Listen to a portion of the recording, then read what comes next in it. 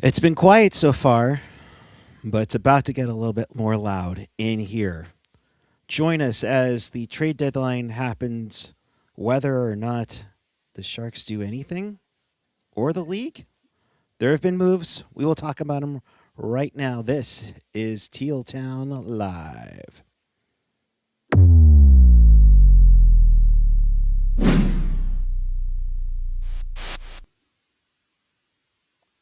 Good morning. It is Friday, March 6th, 2026, and it is a little under 2 hours before the trade deadline occurs. We welcome you to Teal Town Live, our trade deadline bonanza. If you want to be part of the show, and I see a bunch of you are already, chat with us and fellow hockey fans all over the world and in Sharks territory on the YouTube page or the app. You can always find us on the socials. And you can find everything at tealtownusa.com. If you want to support the pod, head us up on Venmo at tealtownusa or a YouTube super chat as we are underway. I'm trying to turn down my other audio that I have going on here. And so, good morning. Good morning. I'm standing up for a little bit here. So, it's Puck Guy, it's Jules, it's Tyler, and he's back, baby. let's just say can we say Teal Town's version coming out of retirement for a moment? Guys, it's the craziest thing. I don't even know where to begin. So, if you recall, my last Pucknologists was the end of the 2023-2024 season. For the last almost 2 years, I've been in AJ's basement. It's the craziest thing. He got kidnapped by AJ. Knew it. What? That explains a lot. Knew it. Who would have thunk it? And for those 2 years, he just made me watch Rudolph Balcer's highlights every day, 24 hours. Not Rudolph Balcer's. Not the Rudolph man. Oh, gosh. Well, after a lot of bullying by myself, Jerk is back. Yeah, and hopefully something interesting happens, and we have a crazy trade break in the last 3 minutes of the show again, like it's happened several years in a row. Hi, puppy. Is that Marlo? This is Marlo. Everyone say hi, Marlo. So I'm gonna come off the top rope here. Okay. Yes. Not saying it's true, just saying what I heard. Hockey insider jerk. That's always been maybe Scott Lawton, Seattle Kraken. Maybe Scott Lawton, Seattle Kraken. Maybe I'm just saying what I heard. We'll see. Okay. If I'm wrong, it's not my fault. If I'm right, prediction squad. I mean, didn't you break the Barracuda Rem Pitlick signing last year? Oh, gosh.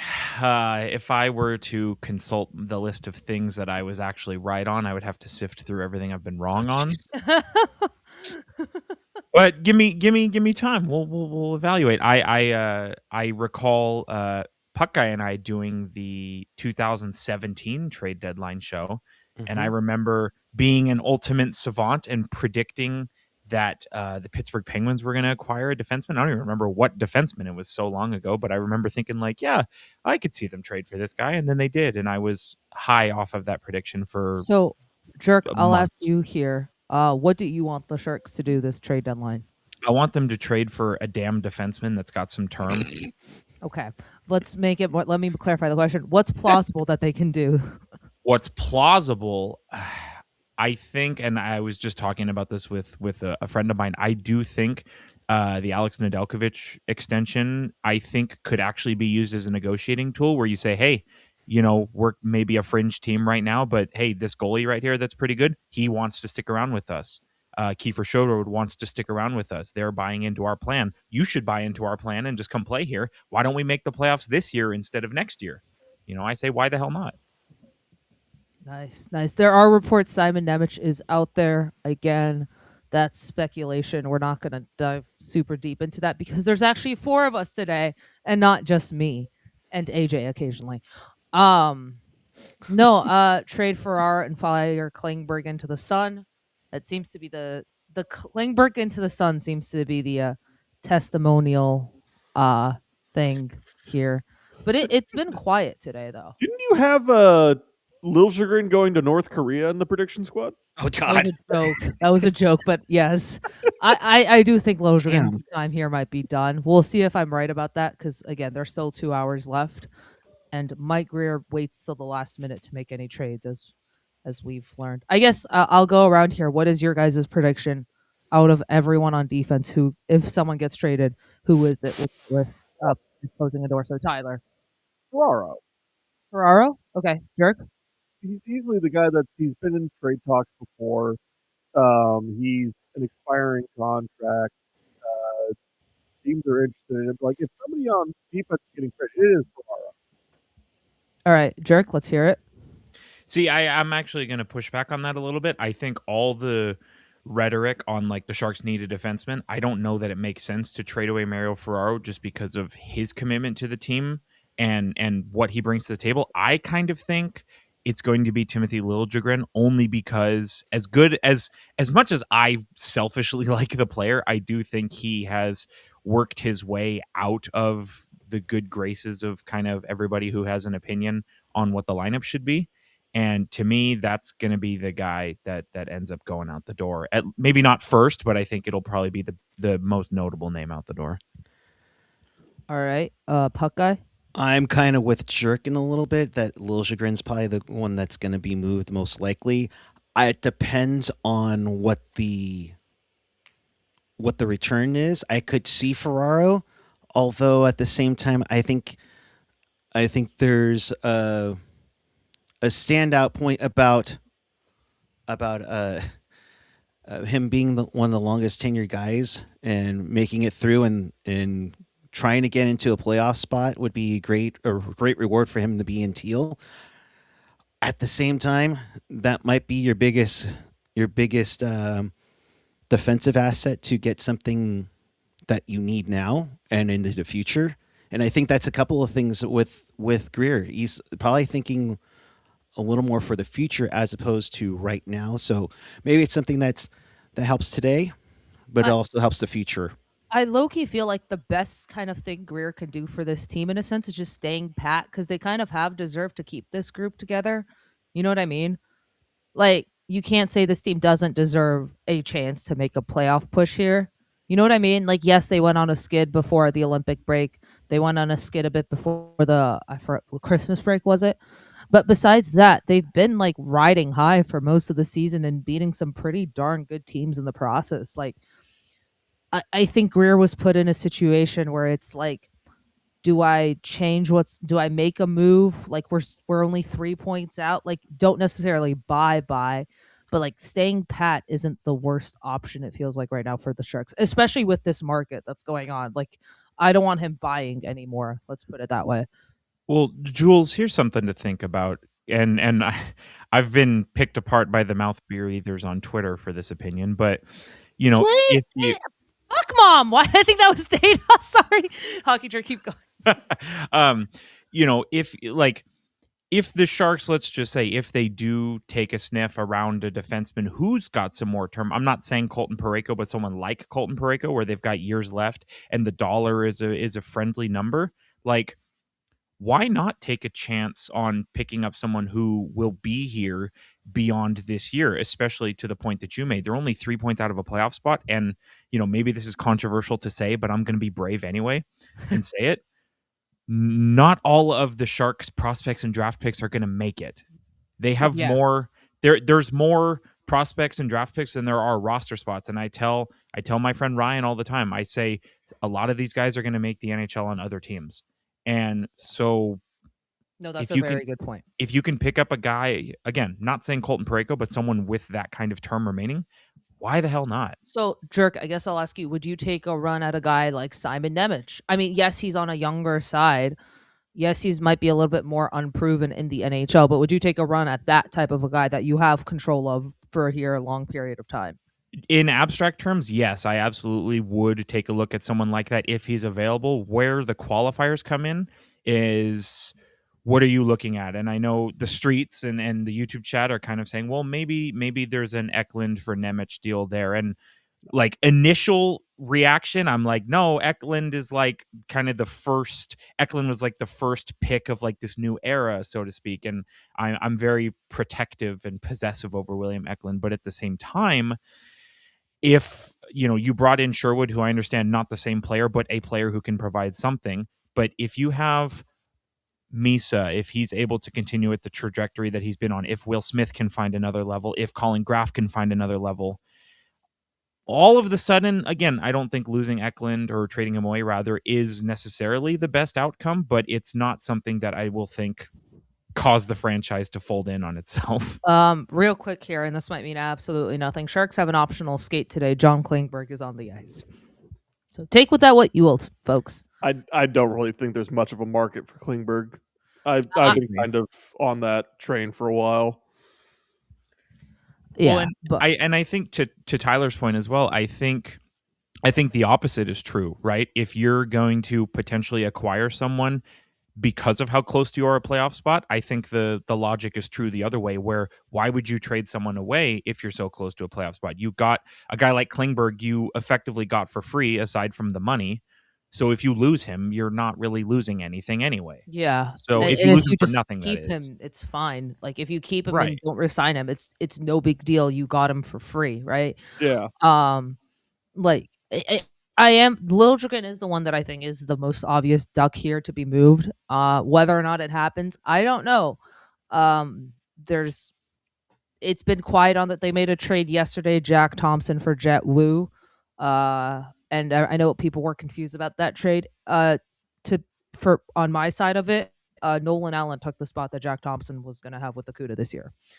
That pretty much sums it up. He took over that number 1 RD spot and ran with it. And he's been honestly an underrated hero for the CUDA for most of this year. So in that terms, I get why they're doing the player the favor, right? They're giving Jack Thompson a fresh start. He'll go to Vancouver where there's more opportunity on the right side, I'd say a little, and more opportunity to maybe get power play time and whatever. Because you look at the Sharks, they're probably going to get Miskey and Polkamp next year on that right side.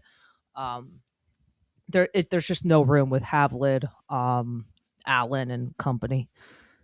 Well, and why are we trading ASCII? Sorry, keep going. Well, and question for the table as well. If you, let's just say hype it, because I do agree. I think Timothy Lilljegren, even though a lot of Sharks fans and maybe Sharks coaching and management have kind of turned on him a little bit, I think the potential ceiling and the age, I think, is interesting. At the very least, it's interesting for a lot of teams. But for the perspective of the Sharks, just based on what we've gotten this year, if you trade away Timothy Lilljegren, for example, and you bring Nick Leddy back up, is there really a material difference? No. No. Exactly. No. I honestly think the Sharks are trying just to not play Nick Leddy at all, in my opinion, because he hasn't even played a game with the CUDA. I'm So pretty he's sure just at this point we would just call somebody else up before Leddy. yeah.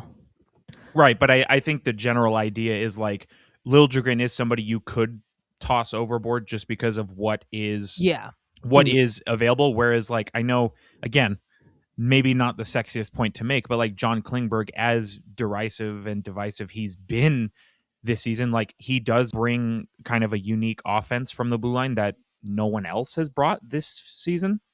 I mean, And look at the so- play he made on that Graf goal last Exactly. like giveth and taketh with Klingberg, right? Like there's also just giveth and take it with Klingberg. Also just adds up, folks, there's apparently supposed to be a fire alarm going off in my hotel at like 11 a.m. So if I suddenly disappear, that's why. Okay. Anyways, keep it going. But yeah, no, I completely agree, Jerk. Hi, Puck Guy. Hello. Sorry about that. No, you're good. Do we want to talk about the Ned extension that came in this morning? Ned has re-signed for 2 years, $3 million. Let's start with Jerk. What are your thoughts on it? My thoughts are it's the absolutely right thing to make, because I think what happens when you get into these kinds of situations is you look at players where it's like, oh, we have all these pending unrestricted free agents. We need to get assets for them and all these kinds of things. So you trade away your 1A goalie. Guess what's number 1 on your shopping list? A 1A goalie. So why not just keep the guy you already have, who has played very well for the Sharks? I mean, he, statistically speaking, he has been the better goalie of the two. You know, not the greatest save percentage this season, but a pretty good goals against average for how many goals the Sharks seem to allow. And I think, like I said a few minutes ago, if you can go to a defenseman who's maybe 50-50 on coming to the Sharks, whether it's via trade, via signing, extension, whatever, you can say, hey, this pretty decent goalie just chose to re-sign with us. Like, this is kind of what we're all about. You know what I mean? We have Yeah. people who want to be in business with us. I mean, it's the same with Sherwood. Like, he stated he wanted to stay in San Jose, right? Like, he came in here. If you listen to his press conference, it was quite like fascinating to hear. Like, you feel for the guy, and he wants to stay here and help build this young core, which I love. And he got the biggest goal probably right now for for the Sharks against the Montreal Canadiens. Real fast, I want to address the chat here. Does Askey go when Ravensburgen is ready? Nah, you just roll a 1A, 1B, dude. Well, There's no need to trade, like, get rid of Askey once Raven comes up. we frankly just don't know because goalies are black magic. We don't know how either one of them is going to develop. Askey could turn into Dominic Hasek next year. You just don't know. You don't know if Ravensburgen is going to continue on his progress and become, what everybody thinks. Like before this year, everybody was talking about how Askarov was basically going to be like Wolf coming into the season, and it hasn't been that way because you don't know. And even Wolf's not been good this year, so you just don't know when it comes to goalies. So until there's like a definitive answer for either one of them, you don't do anything with either one. You just keep them. So, real quick, Nedeljkovic starts versus St. Louis. Farrar will be available, Warsofsky says. So I don't think they're trading Farrar. I don't think Farrar is getting moved, guys. I like the point you made, Tyler, about the goaltending situation, and I think just in its simplest form, I think as a manager of a team or a coach, you have to ask yourself, it's like, okay, given the trajectory of this team, would I take a 23-year-old sure thing or a 19-year-old maybe? Yeah.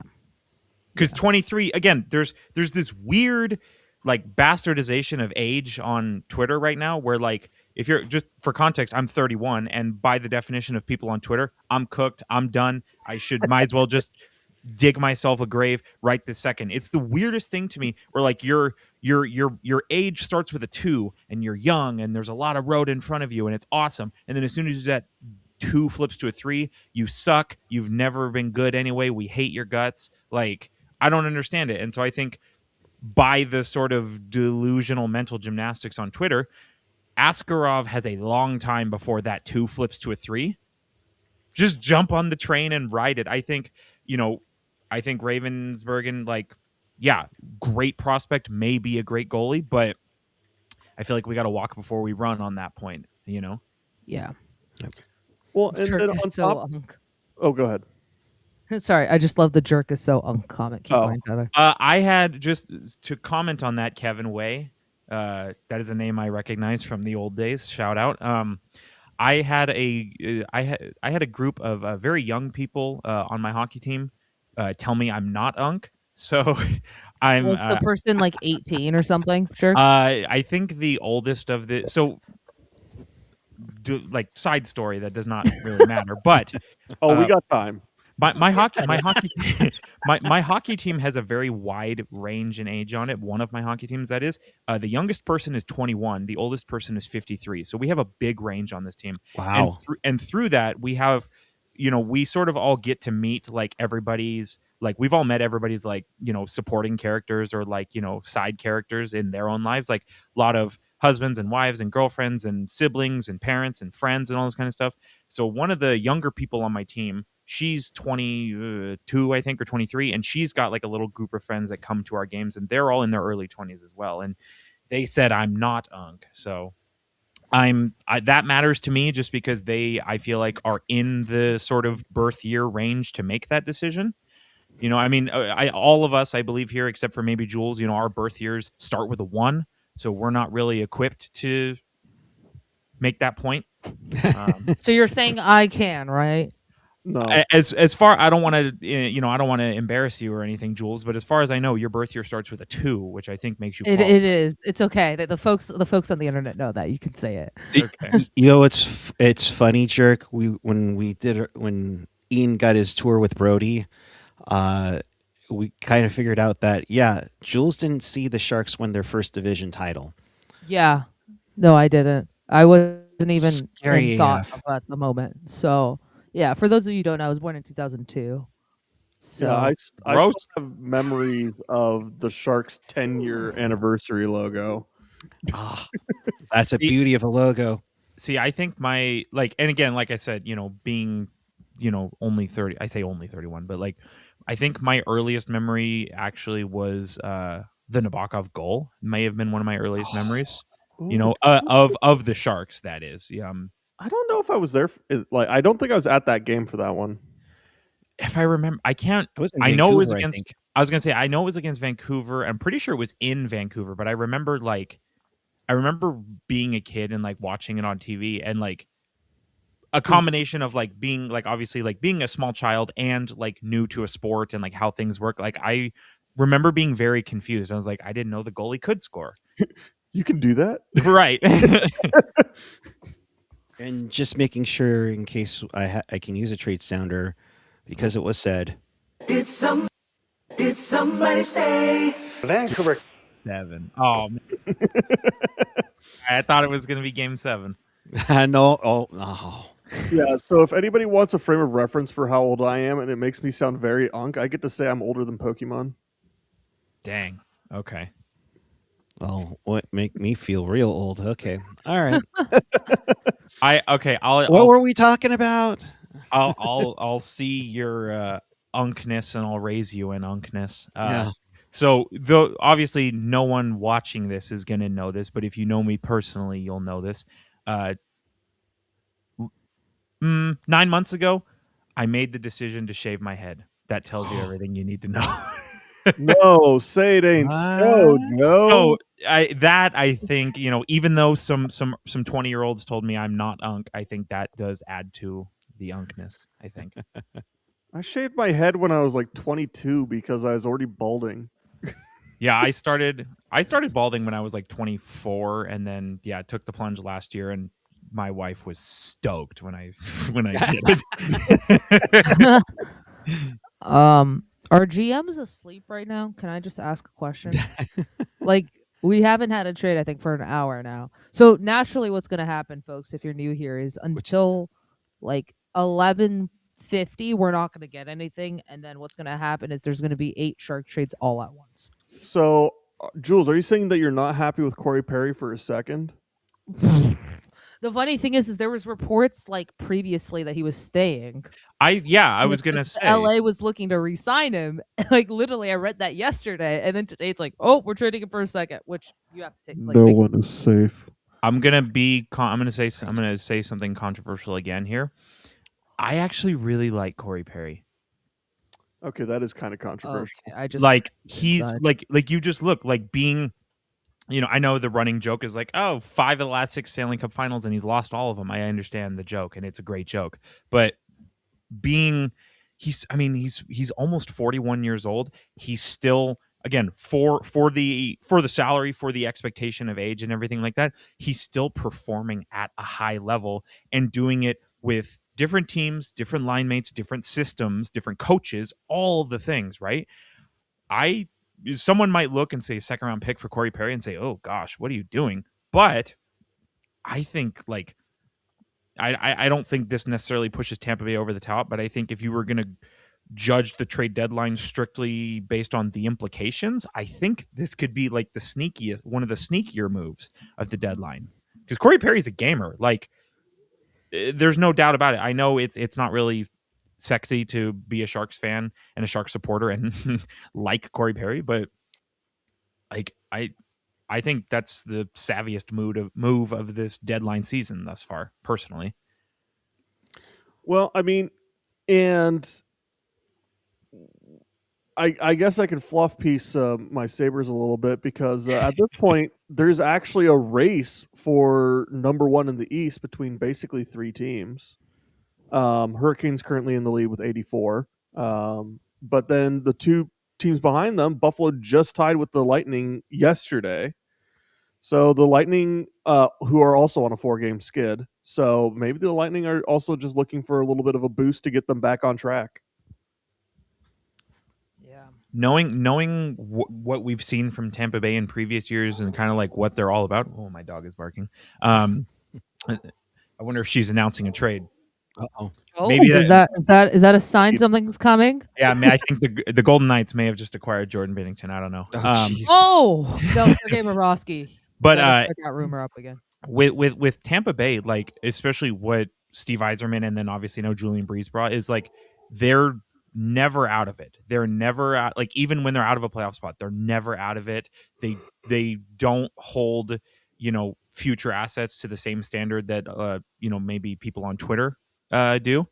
And are you announcing a trade? She just came in. She here. is, I think. You announcing a trade? What do you got? Don't put your head in the garbage can. And I really think there's I have this, and again, this is based on nothing other than like past deadlines. I have this sort of spider sense that there's going to be somebody that nobody knows is available that Tampa Bay snags at 11:58. I mean, that's simply what happens just with the Sharks. So, look at the last 2 years. No one knew Hurdle was available. He got traded. No one was available. He got traded.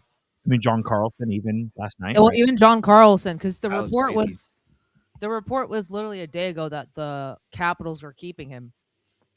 But no, the Ducks have the most wins in the Pacific. They have. Okay, so here's the thing. The blue lines are nowhere near the same, but the Ducks and Sharks have taken very similar trajectories, just 1 year apart. Mhm. Like last year, look at where the Ducks were at this time. Mhm. They were in kind of the similar standings that the Sharks are in right now.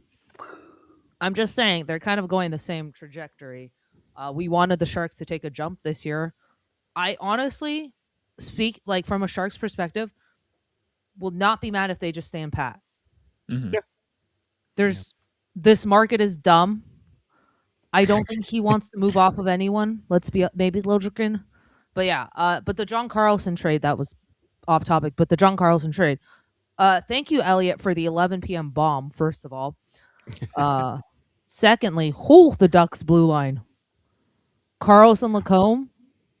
Yeah. Yeah, I'll take that. Yep, absolutely. A couple of things to mention. Let me get in the Canadian $5 super chat from Unk Doc. Corey Perry chasing the cup one last time, going back to the Oilers. Well, I think it's going back to the Lightning, but I get it.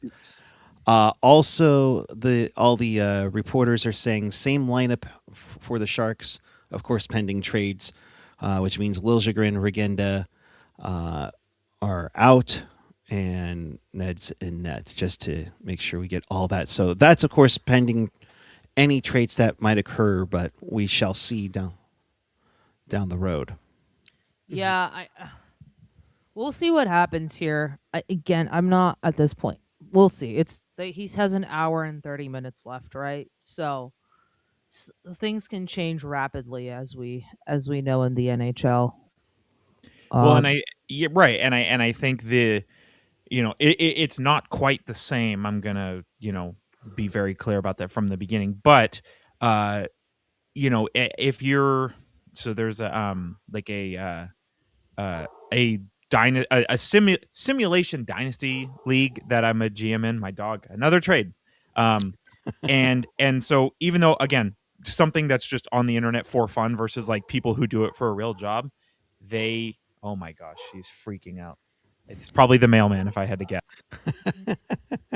Anyway, when you in any kind of scenario, like a lot of the times you just say, I can't tell you how many times I'll send someone in. I'll say, hey, is this, what's the story on this guy? And it's like completely out of blue, random. I'm just whatever. And it's like, oh, actually, I would trade him for this. And it's like, well, okay, hold on. Let me think about this. And so I think all the time, like it could be, Mike Greer, he could pick up the phone and say, hey, Doug Armstrong, like Parayko said no to Buffalo. Like, what do you think about this? And then you could just unlock so much information that you have no idea even exists. So, even if there's like no rumors, no percolations, no nothing, like you can find out a lot of information just by being like, hey, what's the story with this guy? Yeah. No, for sure. Trying to see if there's any updates. Sheng put out that Ferraro has jumped on the ice for optional practice. UFA Klingberg has not, but again, it is an optional practice. I thought Klingberg was on the ice. That's what I read originally. Oh well. We don't need to read too deep into optional skate. So, who's Well, on, yeah, who's I, off. like Ferraro has joined the optional practice. All Sharks pending UFAs are on the ice except for Klingberg right now, is what Shane just interesting. put out a minute ago. But Interesting. again, as Tyler is saying, Yeah. let's not get too crazy because we were freaking out about for about 20 Ferraro. minutes that Ferraro didn't jump on the Maintenance ice. day. Yeah. But no, it's just on Jerk's point. So GMs in real life are far more conservative when it comes to their trades than, like you said, in sim leagues, where basically if you ask about a player, they'll basically hear about it. Like in real life, if somebody calls Greer and asks for Celebrini, he hangs up the phone. The answer is no. And there's going to be several players like that. I don't think Greer is going to trade for anybody that he's drafted this year, which, people that aren't professionals at this are going to be more willing to do. It's just they're not going to be as laissez-faire about their player movements because this is their job. Like if they make a mistake, they may not have that job anymore. If if some random nobody trades away, Macklin Celebrini for a bag of chips, it's not going to hurt their pockets at all. So these GMs are going to try to be quite stingy, and like I saw reports. I currently have the NHL trade rumor thing up. I think it's from the Atlantic or whatever, but talking about like Rasmus Ristolainen, the asking price hasn't dropped, even though it seems like no team is meeting the asking price. If nobody's meeting their asking price, they're just not going to trade them. They're not going to negotiate. This is not a buyer's market. It's a seller's market. And if nobody's meeting their asking price, they're just gonna be like, all right, we keep them. Yeah, I think that's a really good point, especially with what we've seen in the last handful of years where, it's not just guys on expiring deals that are in play. It's really anybody who could be of use to anybody that's kind of in play. And I think to your point, if you're the Philadelphia Flyers and you say, hey, this is what we want for Ristolainen and we're not really budging on it, well, he doesn't expire until the end of next season. So there's no pressure. They have the ability to kind of be selfish and be stingy and say, hey, you know what? You don't want to pay the price? That's fine. We're happy to keep him. And, take a hike, basically.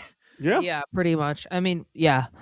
Real quick, Gordo here. I'm unfamiliar. Is the trade deadline generally active? It depends on the year. The last 2 years, no. I mean, we've gotten big trades happening at the end of the deadline, which is my prediction for this year again. But 2022 was pretty active, though. It also remember depends that on one. what you mean by active.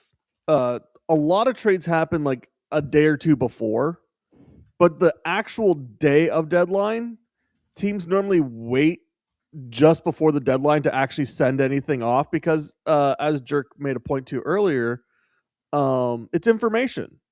If you announce a trade and a team's like, oh wait, you don't have a defenseman right now, well, the price is going to go up. Yeah. Yep. So they just wait to the end of the deadline.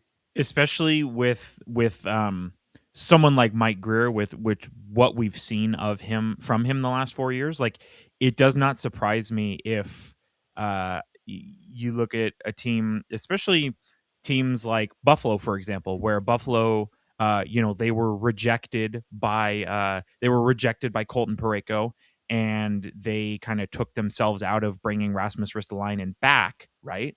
And now, granted, they did acquire Logan Stanley. They did acquire Luke Shen. But if you kind of see that, where you say, hey, this team, they got axed by this player with the no move, and they took themselves out of this sweepstakes. Well, maybe I'll be the aggressor. I'll call and say, hey, word on the street is you're looking for a defenseman. I've got 3 of them. Take your pick. You know what I mean? Like Mhm. there's a lot of opportunities that come from other people missing out on opportunities, and that's why I like Greer's approach of like, hey, you know what? I'm just going to hang out and wait, and people will get desperate, and my Pretty phone's much. on. Yeah, and he does that. He does that almost every trade deadline. Is Eki getting moved for a demon today or not? We'll see. With Greer, what I've learned is expect the unexpected.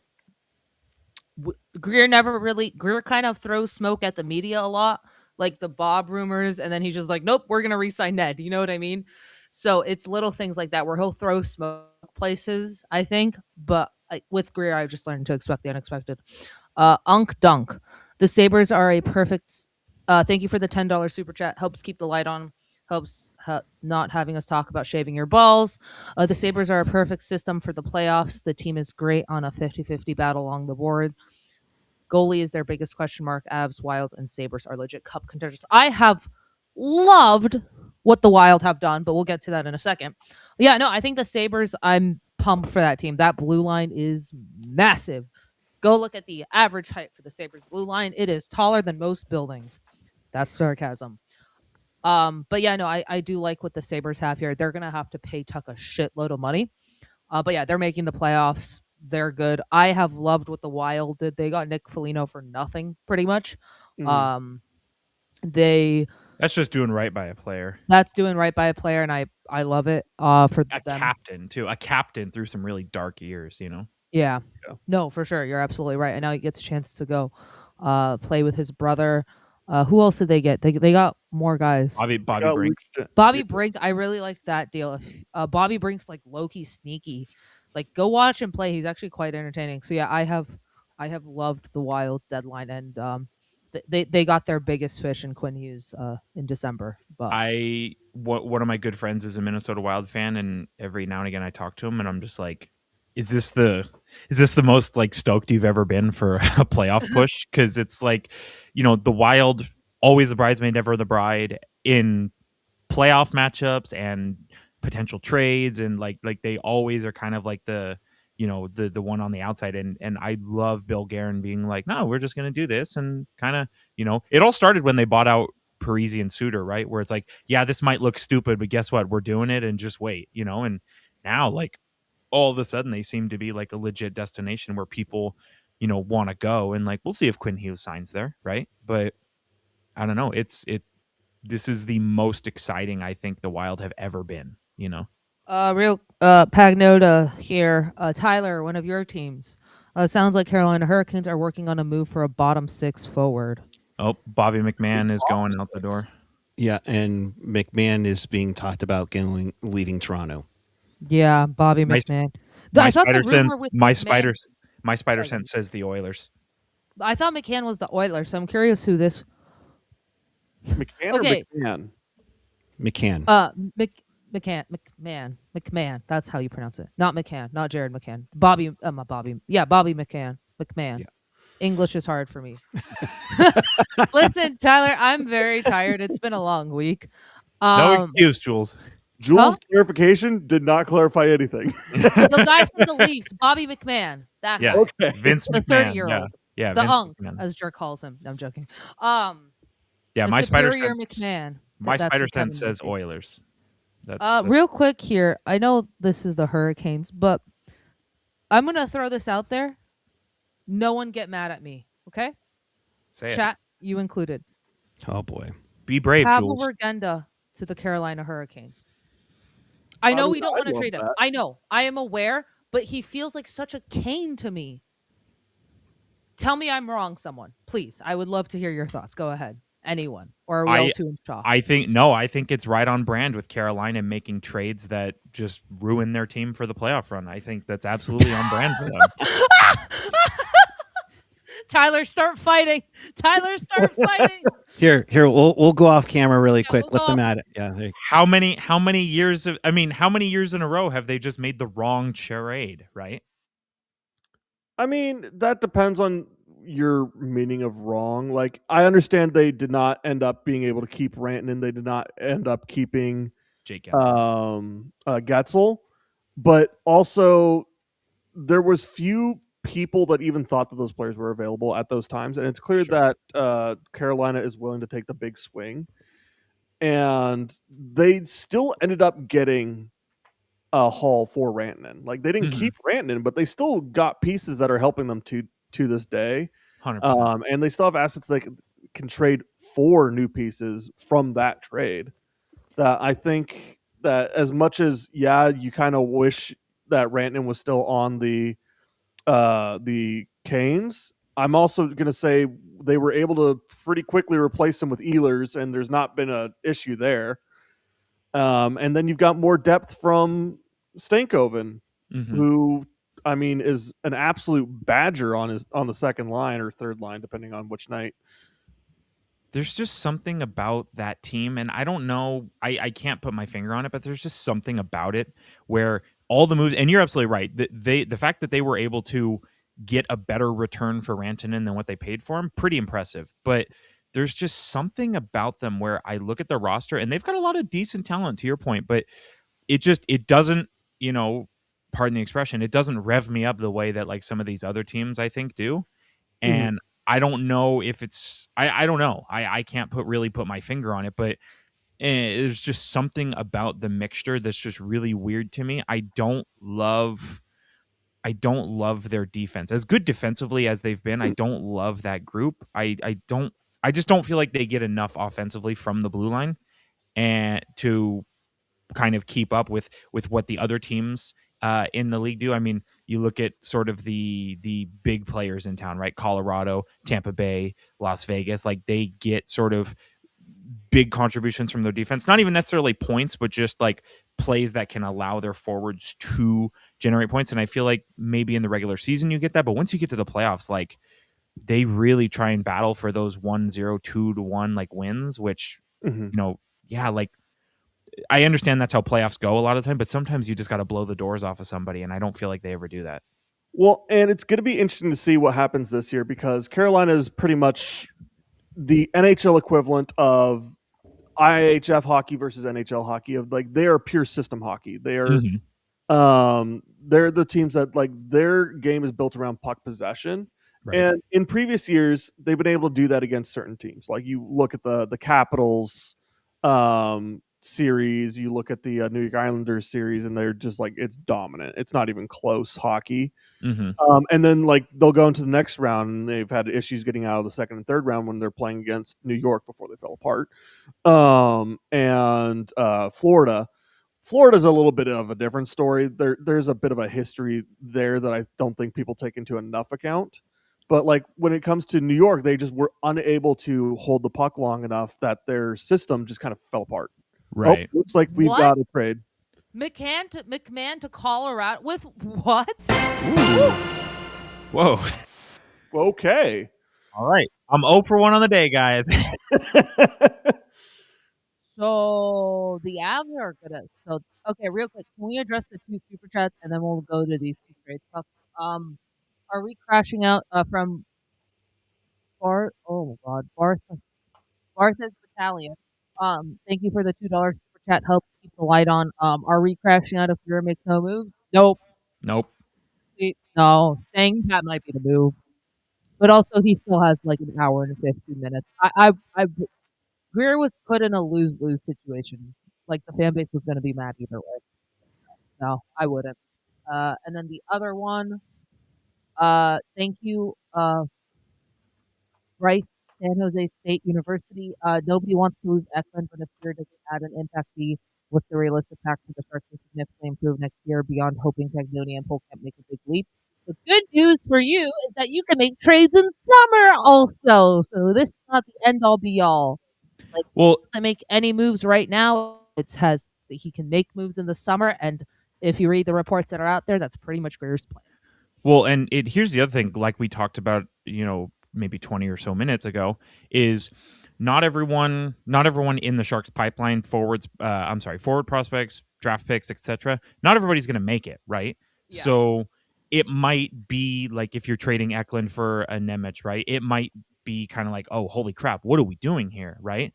But then if you look at like how many again, if you talk to the real prospect savants, like, if you talk to them, the Sharks are going to have like 20 NHL forwards next year. And so you might think to yourself, okay, yeah, losing Eklund, like, yeah, I would be bummed about that. I know a lot of people would be bummed by that.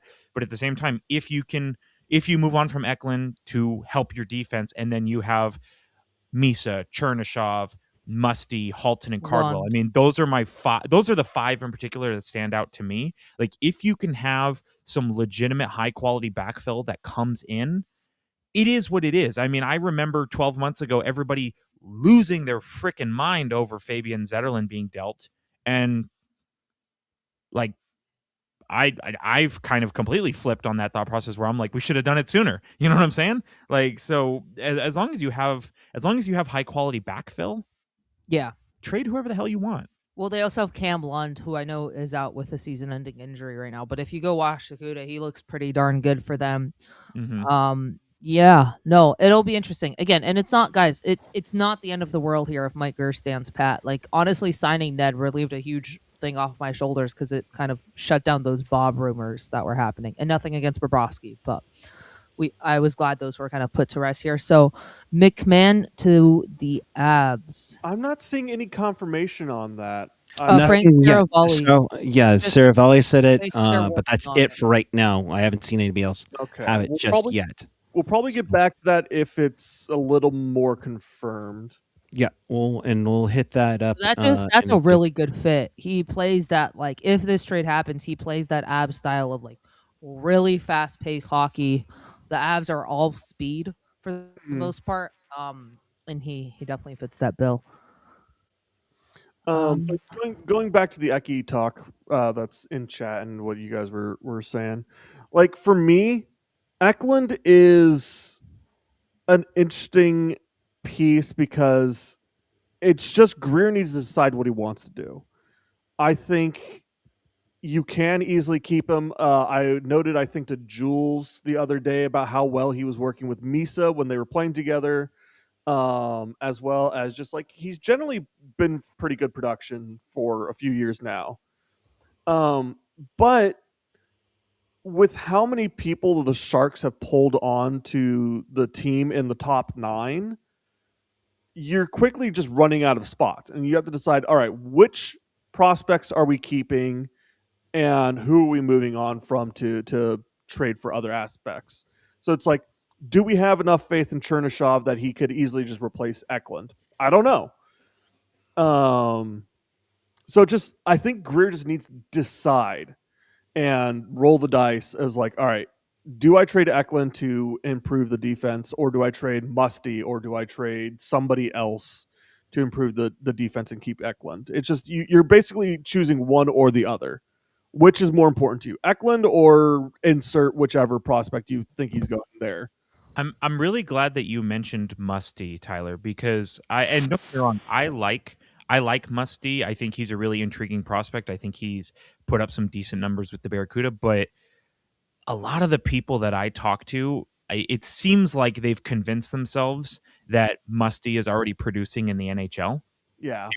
And just to be completely straight up here, like, no kid gloves, like, he's not even doing what I think he should be doing in the AHL. Mm-hmm. So this idea where it's like, oh, we need to get rid of Toffoli, we need to get rid of Kurashev, we need to get rid of whoever in order to make room for this guy. Well, maybe, call me crazy here, maybe he's the guy that is sent out. I was about to say, and again, I think he's an intriguing prospect, but again, he's not like Again, I've talked to a lot of people who've convinced themselves he's already performing in the NHL, and he hasn't even stepped foot on NHL ice. Well, my thought, and someone mentioned this in the chat, my thought has always been Beasted and Musty are going to be the first to go when it comes to make a big move to land a big fish. Yeah. Beasted and Musty. The Sharks' center depth is pretty much solidified, at least for the next 3 years, with Celebrini, Misa, Wenberg, Ostapchuk. Yes, you need good backup centers, but that's easy to find. Have Dana hop on. But yeah, no, like, I think the Sharks center depth is solidified, and from the folks that I've talked to, like, they don't love necessarily, like, Beasted's good, don't get me wrong, but I've heard kind of mixed opinions on Beasted, let's put it that way, and like, these are just talking with other Sharks fans and etc. So I wouldn't be surprised if Beasted is another one to go. Haltman, I'm not as high on as most are. I think I've fallen off a bit with Haltz. He throws some good hits, but I've just fallen off with Haltz. But my thought has always been Musty and Beasted are going to be the first two to Well, go when push comes to shove. And it's not an indictment on the prospect. Like, if anything, like I think we all, us included, kind of convince ourselves that if a guy is traded, oh, it's because he sucks. Oh, it's because he's not the right fit or whatever. But if anything, like trading away somebody like the names you just mentioned, Jules, trading away names like that is actually saying, hey, this guy is good. He's just not what we're looking for. Then the thing that I always reference in a lot of what I do in life is the very famous Herb Brooks quote of, I'm not looking for the best, I'm looking for what's right. And Musty, Haltonen, Beasted, like these are intriguing prospects who could make names for themselves, but if it's not here, it's okay.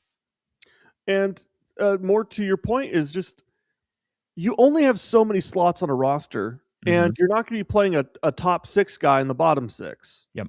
And if you just have too many of a guy in a position, it makes perfect sense to trade them.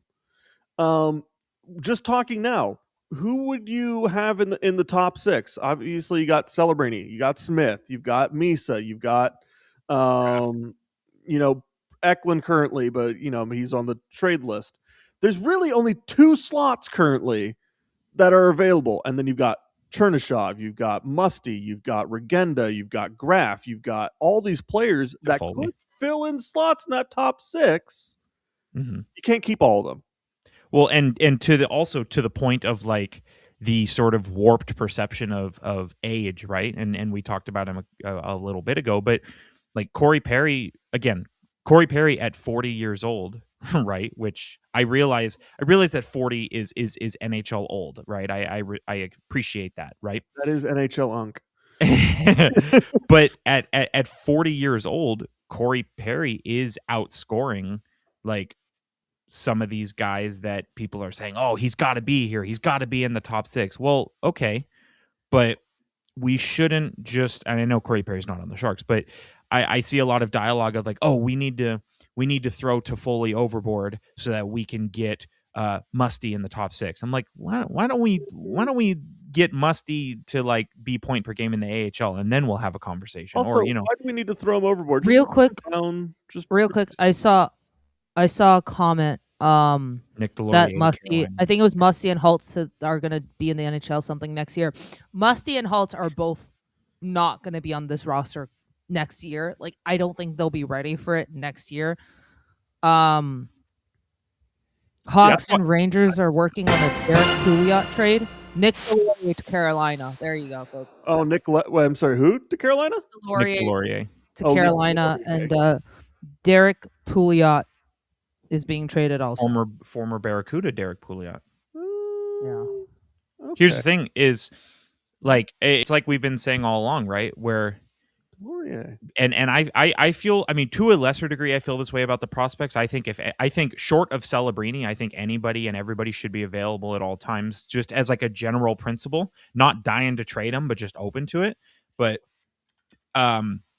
specifically with draft picks, like there's all this rhetoric about draft picks, right? Of like how like, oh, you got to have them and they're super important, which they are obviously, but at the same time, like just looking at the Sharks, for example, they've got they've got 2 first-round picks this year, and they've got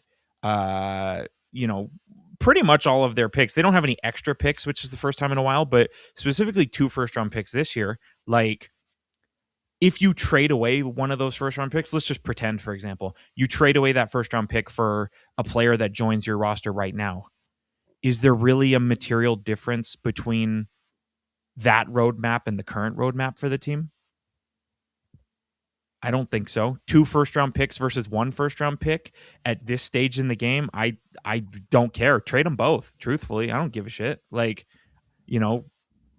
we're not a cup contender. We're not even guaranteed to make the playoffs, but we are in the let's see what happens window. And it's house money. It's house money. It's house money. But also, the 2 first-round picks they have right now, they're 11th overall and 16th overall. You can draft a guy, you can draft a guy that helps you in 5 years, or you can trade it for a guy that helps you right for the next 5 years, right? Mhm. And Or we package those up and move up. Who knows? right, yeah, unless you could also go for an impact player as well. My point is though is I saw somebody saying like, and granted this was at the beginning of the season before we, won as many games as we have, but somebody was saying, and I kind of took a lot of heat for saying the Sharks are not going to be the worst team in the league this year, and a lot of people were saying, oh well, who's going to fall beneath them because of blah blah blah and all these reasons, which are super valid reasons, but Mhm. the one thing that I remember talking with somebody, I said, if the Sharks are in the Gavin McKenna sweepstakes, then something has gone seriously wrong. Agreed. Because at a certain point, like I think people lose sight of in a rebuild, I think people lose sight that part of that process is build. Yeah. And like You that's know? why you see Greer signing the extensions. Like in this year, he hasn't made as many trades as he has in the past, but he's Mhm. locked up what? Wenberg, Sherwood, Ned. Nedeljkovic, yeah. Last year, first of all, we're never trading for Sherwood, but last year, Wenberg and Ned were gone, right? Mm-hmm. Sherney and Misa's second line next season is a must. I think Sherney. Yeah, Sherney. I thought for some odd reason my brain thought Musty. I was like, wait a second. Yeah, Sherney and Misa will probably Sherney will be in the NHL next year. Chernyshov is the only one of the batch of like farm players and prospect players. Chernyshov is the only one that you can convince me to that you have to make room for in the NHL. Like, he's already proven that he can produce. Exactly. Everybody Yeah, else, well, wait your turn. yeah. You know what I mean? I also think I want to give Greer a compliment here. We always like Kevin and Ian talk about this a lot, like how he never really buys for the CUDA. This year he's bought for the CUDA. And I Mhm. mean bought for the CUDA. Yeah. Let's rewind back for a second, right? He traded Jake Furlong in a fourth, I believe, for Nolan Allen and Laurent Brossoit. That gave the CUDA their number one right starting defenseman and their number one goalie heading into playoffs. Then he flips Jack Thompson for Jet Hu, which, yes, I know people might be mad about it. However, let me counter that. Jet Wu just won the Calder Cup with the Abbotsford Canucks in 22 games, have 5 points. He's not necessarily a point producing defenseman. That's fine. Jack Thompson only had 12 points on the bottom pairing, whatever. Nothing against Jack, but there's a point I'm trying to make here. But Jet Wu brings that quote unquote playoff experience that you kind of need come playoffs for the CUDA to make a long run here. And I know they have their injuries, whatever, but Greer honestly has bought a lot for the CUDA this year, and that makes me so fucking happy. I know he might be staying pat with the Sharks, but he's made some, whether it's Will or Joel, he's made some great moves for the CUDA this year, and one that doesn't get enough attention is that Nolan Allen and Laurent Brossoit deal. That's my point. Well, and to your point, Jules, anybody who's been on any kind of team, right? Like the best thing for morale is winning. The best thing for is oh, there you go. There you go. Jules has been traded All to right, the Jules has Time to been go traded leave to a the Dallas building. Stars podcast. Bye, Jules. See you later. To Jules' point, if the Barracuda can cobble together, a respectable run here with the pieces coming in, well, then all of a sudden you have these guys who say, hey, we made it to the third round in the AHL. We won a Calder Cup in the AHL. Like, let's go up to the NHL and do the same thing. It's a motivator. And I think a lot of the time, like, we like the royal we are so hyper focused on like the NHL team that we kind of sleep on the value of beefing up your AHL team if they're in a playoff push. And that kind of goes way back to day one of this franchise when, I think it's the only time that the minor league affiliate of the Sharks won the championship, and it's the old IHL with the Kansas City Blades. And you saw what that turned out to. You saw a number of those players get little stepping stools up into the NHL. Most notably, Kevin Constantine, the head coach. We should mention that it is under an hour to go before the deadline, just to reset everything here. So thank you very much for joining us. I'm back. Well, and to that point, Puck Guy, and I know you remember this, back in 2017, the Doug Wilson at the time made some trades that directly helped the Barracuda. The Sharks. Yep. The Sharks were a good team, but not as good as they were the previous year, and so they bring in.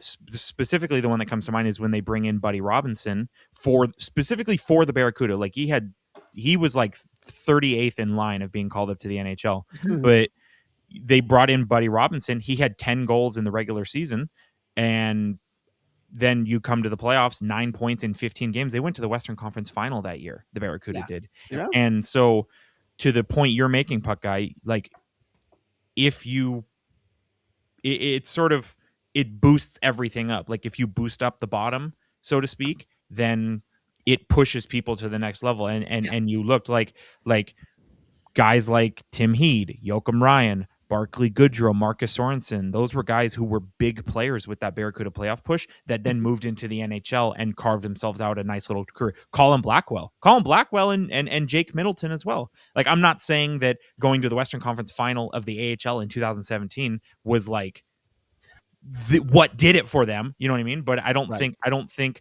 playing meaningful hockey hurts. You know what I mean? No. Also, real quick here, Brody Brazil, please tell me AJ has been traded. Hell yeah, Brody! They brought me back. Yeah, we brought Jerk back. Shout out to Brody. He gave us He gave Ian and Puck and AJ and I a wonderful tour of SAP Center. Yes. So yeah, thanks for Brody. watching, Brody. We appreciate it. Yeah. To be fair, they didn't bring him back. I brought Jerk back with a lot of text messages that I've. That is true. Screenshotted evidence. I gave every other day. I gave Jules my personal cell phone number, and that was Jerk's biggest mistake. Let's be honest. Eric's like, hey, so we're doing a podcast in like 15 minutes. Like, you got to be there. No, I gave you more time than that. No, I know. I'm just messing with you. No, but it is nice to see Greer buying for the Cuda, right? And like, yes, the Sharks are in a different, like the Sharks and Cuda are in a different spot here. I believe last time I checked, Cuda are third in their division right now, winning more than they're losing. So it's nice to see Greer buy into that. Lilljegren to Washington? I haven't seen anything about it, but Logan's saying where I trust you. Wait, so Brody joins and we get a Sharks trade. Brody, what did you do? Yeah, Brody. Bold of you to trust Logan Teal. It is. That's coming. There's a little bit that we are trusting Professor the Logan Seal. Professor Hockey just broke a trade. I love that guy. No, he's saying TSN just announced Lilljegren to the Capitals. Ooh, so we called it. Chris Johnson 12 seconds ago threw that out there. All right, excellent. Great job, Tyler. Good shout. So what do we think the return is? So we were all right, first of all. So except for Tyler, did you say Ferraro? Huh? Did you, when I asked which Sharks defenseman's getting traded, did you say Ferraro or Lilljegren? I said Ferraro. Oh, I think me and Puck Guy said Lilljegren. Yeah, both of you said Lilljegren. But also, but to Tyler's point, I think Tyler made a really good point on the potential trade for Lilljegren as well. So we're all on the same page here, I think. With the crazy kind of valuations that we've seen here, especially with the Logan Stanley and Luke Shen trade to Buffalo last night, I think kind of as a pace car, so to speak. I kind of put Lilljegren in the same stratosphere as a Stanley, as a Luke Shen. Obviously, ages and what they bring to the table, there's a bit nuances in there. Generally speaking, kind of in the same stratosphere. Yeah. With that, and with the crazy valuations we've seen for UFAs, and with the fact that Timothy Lilljegren is 26 years old, I'm not saying that like the Sharks are like made in the shade here by any stretch, but like this could be something of like medium level substance. Mm-hmm. You know, I mean, I don't think it's going to be like, yeah, you know what, take a fifth for him. You know what I mean? No, we're probably looking at either a second plus or a first or a prospect. I don't think they're getting a first. First would be electric. I mean, Jules, after everything we've seen, I mean, Nick Waffer first. Yeah, Nick Waffer first. Jason Dickinson for a first. I'll have you up by a fifth. Yeah, that's insane. So we could. Well, here's my thought. Like, yes, this market is ridiculous, and I'll fully admit to that. The thing with Lilljegren, and again, GMs, if you ask them what their favorite thing is a right shot defenseman. If you give any GM a right shot D-man, they're going to be coming at you at full speed like a bull. That was the weirdest metaphor I've ever used. But my point being to that is I would expect something like this isn't like a small per se trade, as Jerk said. I am curious what the return is, and I am curious if it's like a hockey trade more so than Yeah, for the future trade, if that makes sense. there's like nothing for us to talk about because all these trades we don't know what the return is. Yeah, no, it's all like, oh, Philadelphia claims Luke Glendening off waivers. There you go. And Florida claims Cole Reinhardt off of waivers, Just and for Vancouver claims Douglas. just for context here, so the Capitals, they do have 2 first-round picks this year after the John Carlson trade, Either of but those. no second or third this year. But they do have a first, a second, and again, this not saying that it's going to be a first, but a first, a second, and 2/3 next year. So I think I think we're looking at either 2027 picks, which truthfully I don't give a shit if it's a year out. I really don't care because that just gives you more time to flip it for something that helps you now. But I do think maybe there is an outside chance. I don't recall which of you just said it, but I know one of you was just talking about maybe this is a hockey trade. Maybe you bring in someone that still helps the NHL team right this second. That's what I'm kind of thinking. Also, everyone's saying Sandin and Lilljegren are reunited, which I think they were super close together on the Leafs.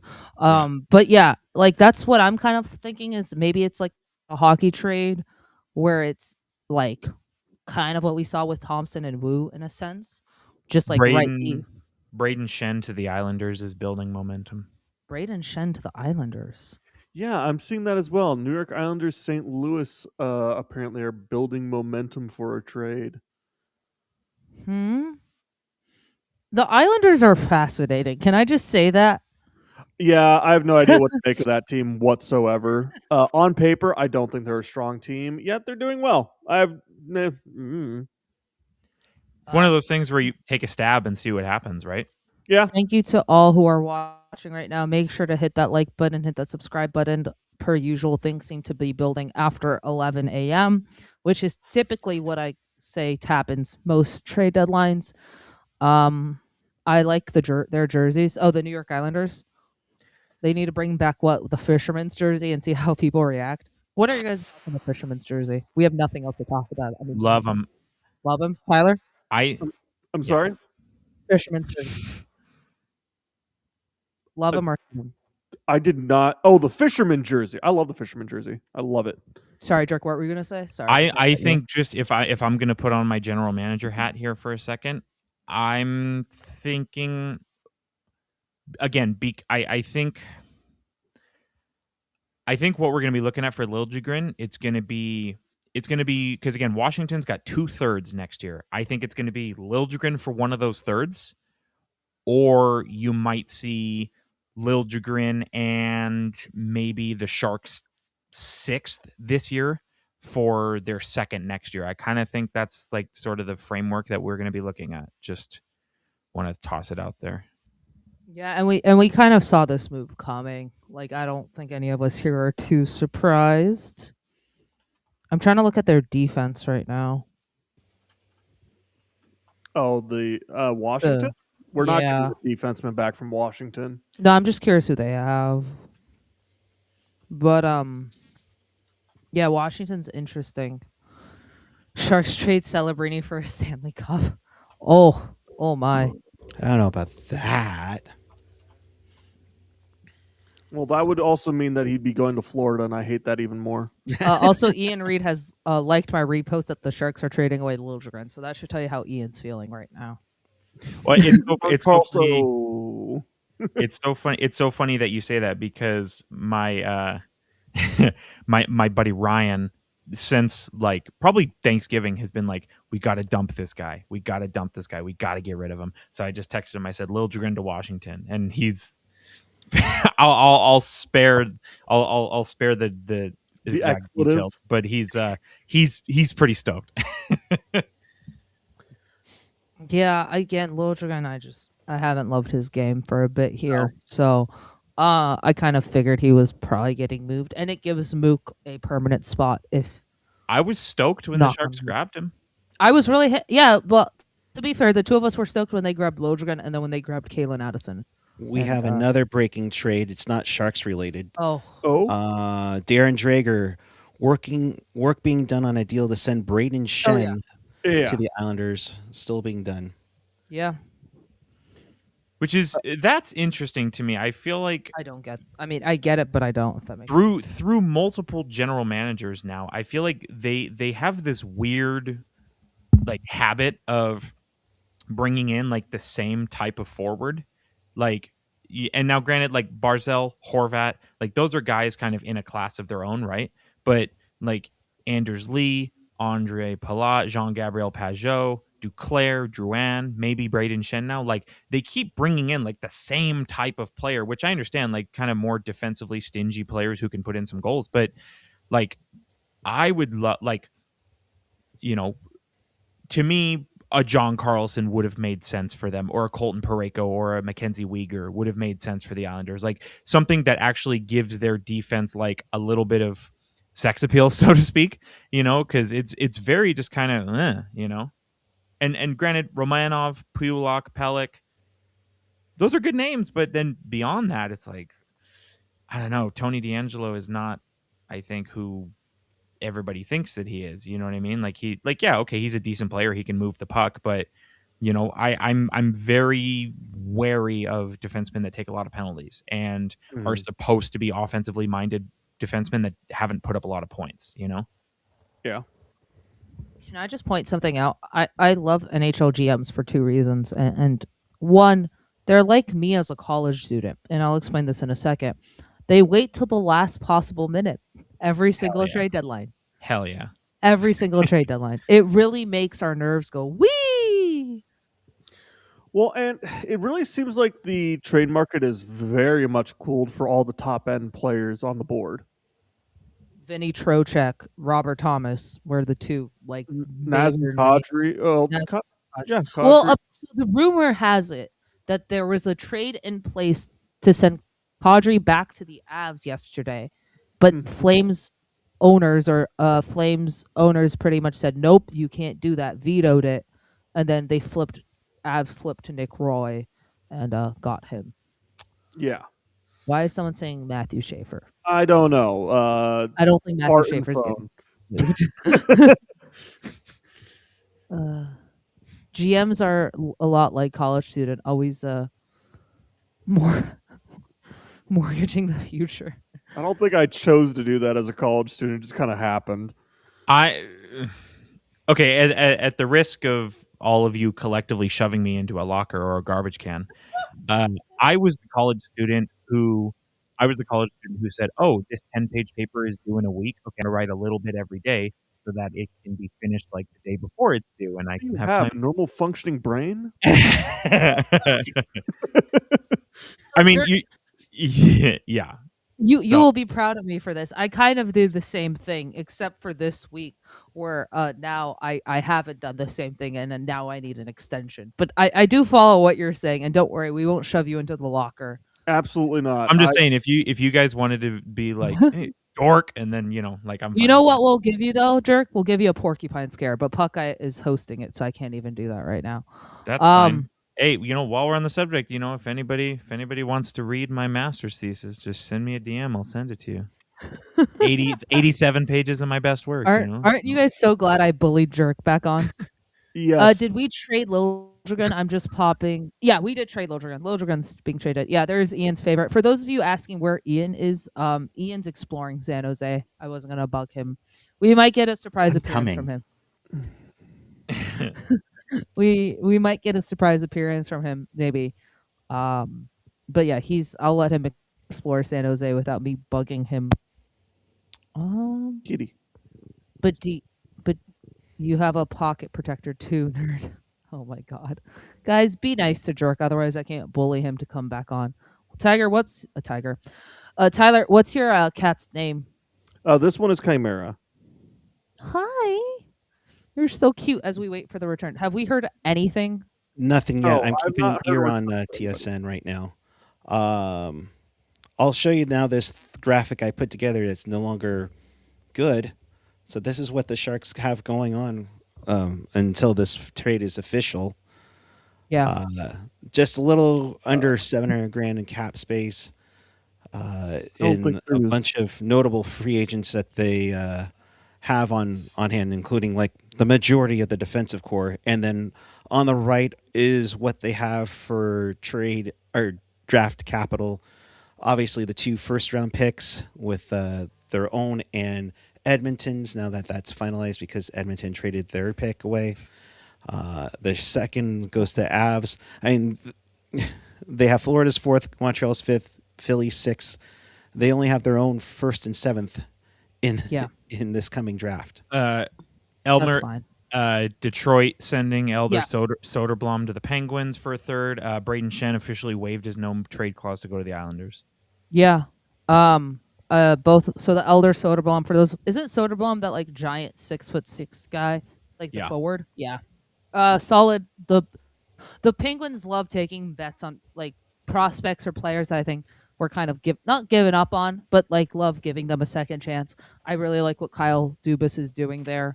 If there's one team that squeezes every drop out of the lemon, so to speak, it's Pittsburgh. I mean, we all remember 53-point season Connor Sherry.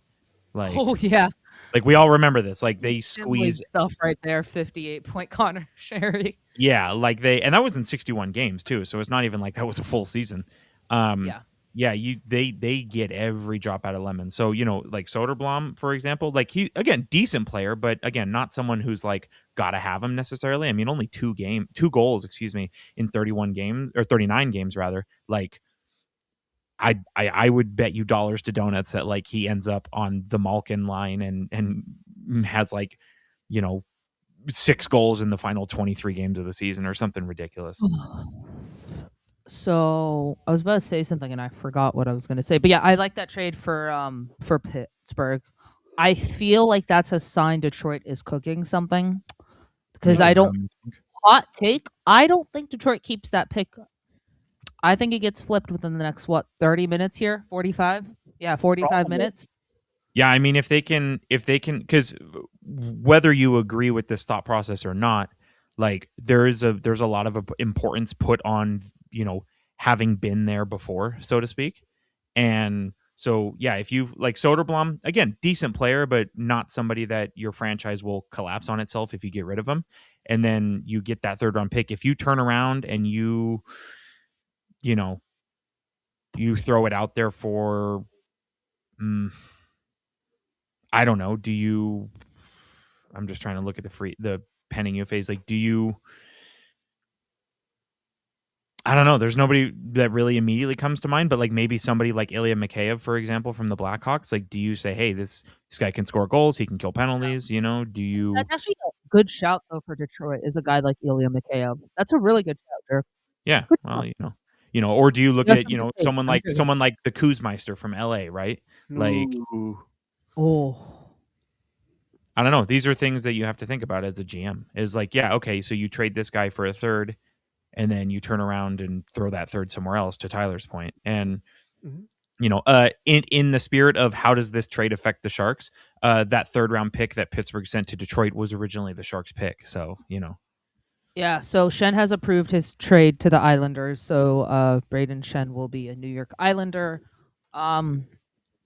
Yeah, good on. Curious to see what the return is. Yeah, can't wait till we start actually knowing what these trades are. It's gonna be like the Timo Meyer trade a few years ago, where it took like 6 years. Oh, Hey, we what's had up, we had like 3. I think Ian and I think Kevin and Jerk. I think you're on for a little bit. It was on like before Pucknologist, so I was going to say it was a lot of anticipation. Right, we were trying to figure out. Was I with Steeltown at the time? No, right? I haven't. No, I don't think so. No, I don't think yet. But I want to say I think we had a fun like spending at least 15 minutes trying to figure out how to pronounce Mukamadulin. It was kind of off the tongue. If I remember correctly, it was funny because I think if I'm remembering correctly, I think Puck Guy and Ian, I think were doing like kind of like a semi-marathon sort of thing just to see if the details would come out, and then it was kind of like when it's like okay, like you're kind of looking at it's like okay, we're gonna push the button at the same time. We don't want to miss it. Don't miss it. Don't miss it. And then like you guys passed the baton to me and AJ, and it was like, okay, this is what we're looking at, and on the side, like I've come around on that trade substantially since it happened. I don't know about you guys. Okay, they just showed a graphic on TSN showing how many trades were made in the last hour last year compared to this year. So I think they're trying to indicate that things might happen real fast. Uh-huh. 17 trades in the last hour last year. 17? 17. Well, Why- and Why do I not remember that? how much and Tyler, how much of that is like if I'm a GM and I'm like, hey Tyler, I really want that sixth defenseman from you, and then you're like, well, it's going to cost a second round pick, and then I'm like, oh, okay, well, I don't even like him anyway, and then I hang up the phone, and then I'm like staring at the phone for the next 30 minutes hoping you call me back. Like there's a lot of that going on. Yeah, I'm sure. Absolutely. There's a lot of if there's one thing I've learned in years and years and years of like being heavily invested in trade deadlines, GMs kind of turn into pick-me's as the deadline approaches, where it's like where they say like, oh, I actually don't even want to trade for that guy. I hate him. And then like 30 minutes later, it's like, we need him so bad. Like, I don't want to call him. I don't want to be desperate, but like, he's not going to call me. And then you have your friend who's like, just fucking call him, like. Oh my God, just call him already. Exactly. Speaking You of get a lot of pick-me. You get a lot of pick-me. Hi, Dana. Hey, Look who's on Good today with us, morning. Dana. Hi, Look Dana. who it is. friends, Romans, Hockey Jerk, Sharks Dana. fans. I know Jules Hi, twisted my arm Jerk! out Hey! of retirement. Oh my god, I love pulled it. I'm not Jerk out of retirement. retirement, guys. It's a miracle. Just real quick before we, apparently the Kings have acquired Jack Campbell from the Stars for Nick Ebert. I'm not sure if that's confirmed. Wait, the goalie, Jack Campbell? Oh, sorry, never mind. This is He's a still fucking in the old, league? I was this gonna is say an old that's- post. I'm like, I was gonna say what that's is a- this? that's Who are a these lot. people? I was about to Also- be like, pardon? No, Side apparently note.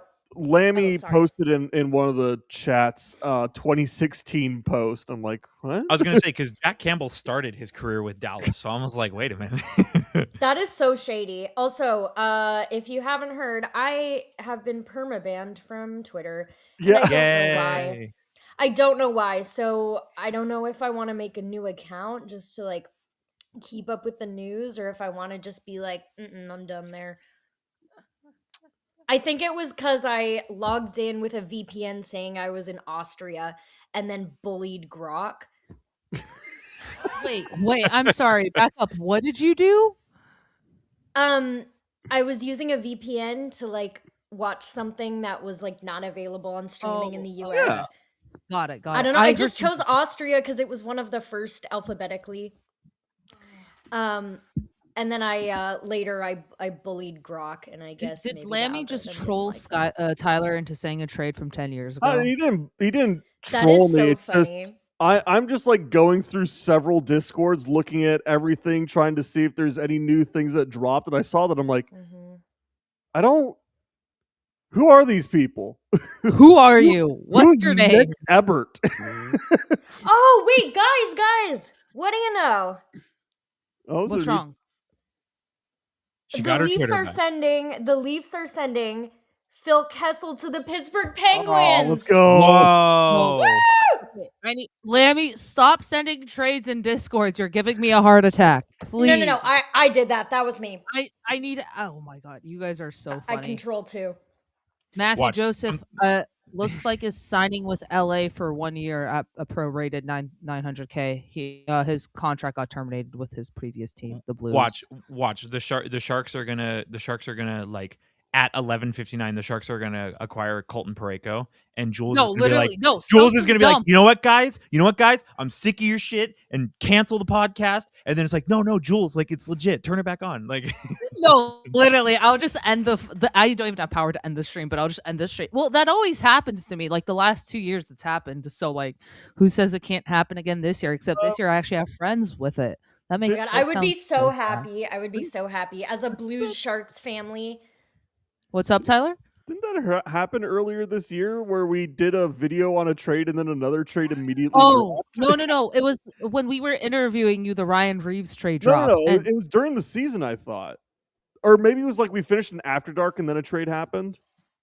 No, that was it. That was That the was only it? time that Okay. happened. Yeah, it Well, was yeah, the no, that Henry one Hunt was for Ryan not. Reeves deal. Yeah, for those of you who are unfamiliar with that story, we have time because we don't know what the hell's coming back to the Sharks right now. Bruins are sending Thornton to San Jose. Funny. We finished Tyler's interview, and then like 10 minutes later, Puck is like, "We have a trade to announce," and it was Henry Thornton for Ryan Reeves. And look where we are now. Am I muted? No, Nope, you're we can not hear you. muted. You're good. We can hear Why you. does it say I'm muted? Whatever. You know, guys, I was like, did Jules mute me? Was I derailing again? No, Have I you're finally fine. You're been put in fine. the timeout corner? guys, I'm really feeling the love today. I've gotten 3 text messages all relating to me being on this podcast of and I don't know how many people are like wrestling fans in here, but the most recent person to text me was like, you being on the podcast right now is more exciting than Edge returning at the Royal Rumble. And I'm like, damn, that's I'm like, okay, all right. It's guys, read the lower third though, not out of retirement. It's like, People want the jerk. I mean, That's what I've been telling him, but hey, I who mean, am if I? you've seen, if anybody here has seen the movie Twister, right? And in like the first half of the movie, everybody, like the main guy, Bill, he goes back, and the first half of the movie, everybody's like, "Hey, Bill, welcome back," and he's like, "I'm not back." Like I feel like that's me right now, where everybody's like, "Hey, Jerk's back," and I'm like, "I'm not back." Like, stop, But maybe I don't know. We'll see. Real quick, to the 164 of you watching, make sure to hit Oh. that like button, hit the subscribe button. What happened? I don't. This is from Darren Drieger. Oh, This first is and a actually third and a prospect for Shen. yeah, third, first a Whoa. third and a prospect. Jesus. My brain told me that my brain read Shen as Lilljegren, and I was about to Oh my god! A first, a Imagine- third, and a prospect for Lilljegren. I was about to turn my camera on if that was true. Guys, if we get a first, a third, and a prospect for Timothy Lilljegren, Jerk will turn on his camera. No, I'm joking. My lord, that's a haul for Shen. My god. Which is it? The prospect that Tyler has been trying to trade in Sim League forever now? Kashawn Aitchison? I'm joking. But that's where things are this year, Yeah, I right? could Where trade him.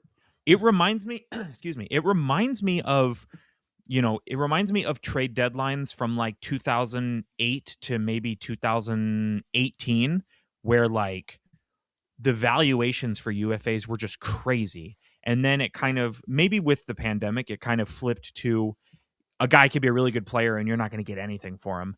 And now it feels like we've flipped the other way, where now like we're getting like crazy valuations again. Because I like Braden Shen, don't get me wrong, but first, a third, and a prospect for a UFA that's pretty rich, I think the valuations are going insane because of how bleak the free agency looks. Yeah, that's a good point. That Well, that's also probably why the Sharks bit on Sherwood so early. Mhm. Like, yes, you would like them to go get a defenseman and do the same thing with that sense, but like the market rate right now is dumb for everything. Like yeah. players, Jason Dickinson went for a first. Like that's armchair GM stuff. You know what I mean? I saw How somebody much of post that- the last trade for Jason Dickinson. How much of Jason Dickinson going for a first is Edmonton wanting to get rid of Mangiapane's contracts? I think it's a good part A of lot. it. But Yeah. also, I just want to give a shout out to Mike Greer again. The conditions he put on that pick were so smart, because I think Mike had to have known that Edmonton was going to trade the first for 2027 Probably. to make this pick an unprotected, right? So that was just a really smart move to be like, hey, let's put some protections on here. If you trade next year's pick, it becomes unprotected. And now that Edmonton pick is Is that looking a unusual? little. I thought that was automatic. No, it's a condition thing. It's like because I think Edmonton did a top 12 protection, and part of that top 12 protection was that if they traded the next year's pick, the protection immediately comes off. What happens if you just trade all your firsts and then you put protection on it and the protection actually activates? What do you get then? Well, there's rules that are applied so that doesn't happen. Okay. I will say this though, of all the like silly, goofy trade conditions I've seen in all my years, I say as a talker of hockey, Yeah. nothing will be more silly goofy than the conditions on when Buffalo traded Ryan Miller to the St. Louis Blues. Oh, what were they? Nothing will be more silly play goofy the than that. hits. Like I gotta here. I'm gonna Why okay. do I not remember this? I feel like I should. Stay with me now. Stay with me now. I'm gonna post if there's enough characters. I'm gonna post in the chat that there's not enough characters.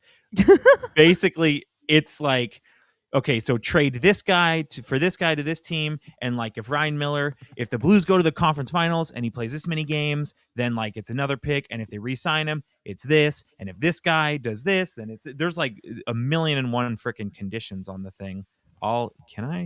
It's Wasn't there a crazy condition also this trade deadline? I don't remember what team. I think it might have been Warren Fogle to Ottawa that the conditions on that pick are also here. dumb.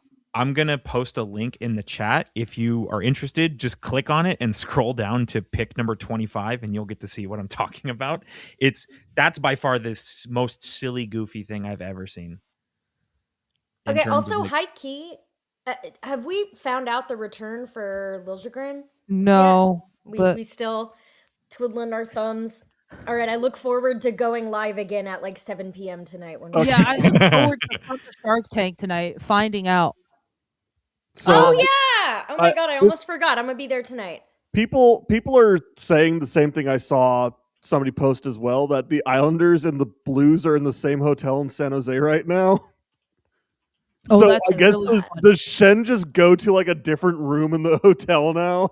I love that. That's really funny. That's actually really funny. I have several speculations in my mind right now, but I'm not going to say anything. Why not? Because I don't want to jinx. I'm going to wait till after the deadline. But my Oh brain... my god! Come on! Well, no, I just have theories of what's happening in Mike Greer's offices right now.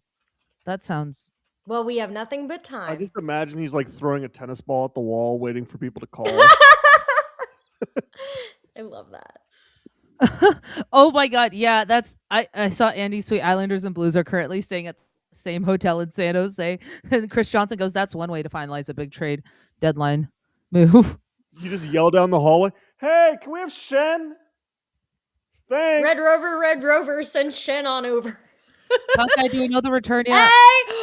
I don't know the return yet, but it is kind of I'm sensing as I jump in here that you guys are talking about how Andy Strickland just retweeted or was just tweeted out the Islanders and Blues are currently staying the same. Yeah. We're making moves in San Jose. Who says no? What happened? With what? Oh, I thought, okay, the way you said that was like a good move was coming. We do have a trade. Derek Poulot for Aiden Thompson. Oh, that name rings a bell. Pouliot? Derek Pouliot for Aiden Thompson? Is it just one for Who's one? Aiden Thompson? Yeah, it's just one for one. According to it's a minor league deal. Yeah, that's a minor league deal. Derek Pouliot, former San Jose Barracuda. Actually, please hold. There he goes. Puckey's gone, guys. We did it. Yeah. Oh, he does it. Don't you have his helmet? Yeah. Bart, I will answer your question. So y'all know I'm deeply emotionally attached to Eklund because he's the one Shark whose jersey, of all my Shark jerseys, he's the one Shark who's still active. I would make an exception for Nemec. However, it's not going to be a 1-for-1, you know? Yeah. Also, they're not. I don't know if New Jersey's actually trading Nemec. They'd be stupid too. They would be incredibly stupid too. I feel like right now, New Jersey would agree with you. It wouldn't be 1-for-1. They might actually demand more. The trade market is so insane right now. I don't know. I just feel I'm New starting Jersey... to have the same knot in my stomach I did last year. Okay, this should be fun. Oh, I definitely think that things are going to happen really quick as we start entering like the last 10 minutes. I'm buckled up. I'm Celsiusified. The problem is right back before everything goes crazy. The problem is it's going to be like what we've been having now, where like none of the the returns are going to be announced. It's going to be like, oh, this guy's gone somewhere. This guy's gone somewhere. And we're like, for what? Yeah. There's a lot of noise. Well, I remember that. I think that kind of happened last year when Zetterlund was moved. We were waiting on the return for that, along with what was it, Hurdle. We were kind of waiting a little bit. I mean, that kind of happened a little faster, but here we are again under a half hour to go. And Oh, Puck Guy, you just reminded me. Actually, I made a mental note for myself last year on the deadline. I said 12 months from now, when Zetterlund bottoms out, I need to go tweet at all the people who said it was stupid to get rid of him. So thank you for the reminder. You're welcome. So I'm hearing that we now know the return for Desailliers. Delorier. Sorry, Delorier. I don't know why I Gotcha. said Desailliers. Just trying to help out. Delorier. Apparently, it's a conditional 7th. Hell yeah. And that they've claimed Glendening off of 7th. waivers to replace him. I don't see what the condition is, though. Love me a conditional 7th. Yeah, conditional 7th. That's as like that's as like, low risk as it gets. That's It's as future close to considerations future in a trench coat. considerations.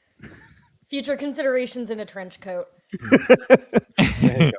Yeah, it's not actually a conditional 7th. It's actually three future considerations standing on top of each other. Right. Is the future consideration is if we don't re-sign him, we get the pick back? Right. Wait, sure. Wasn't that like the Ginla trade at the end of his career? Yeah, That?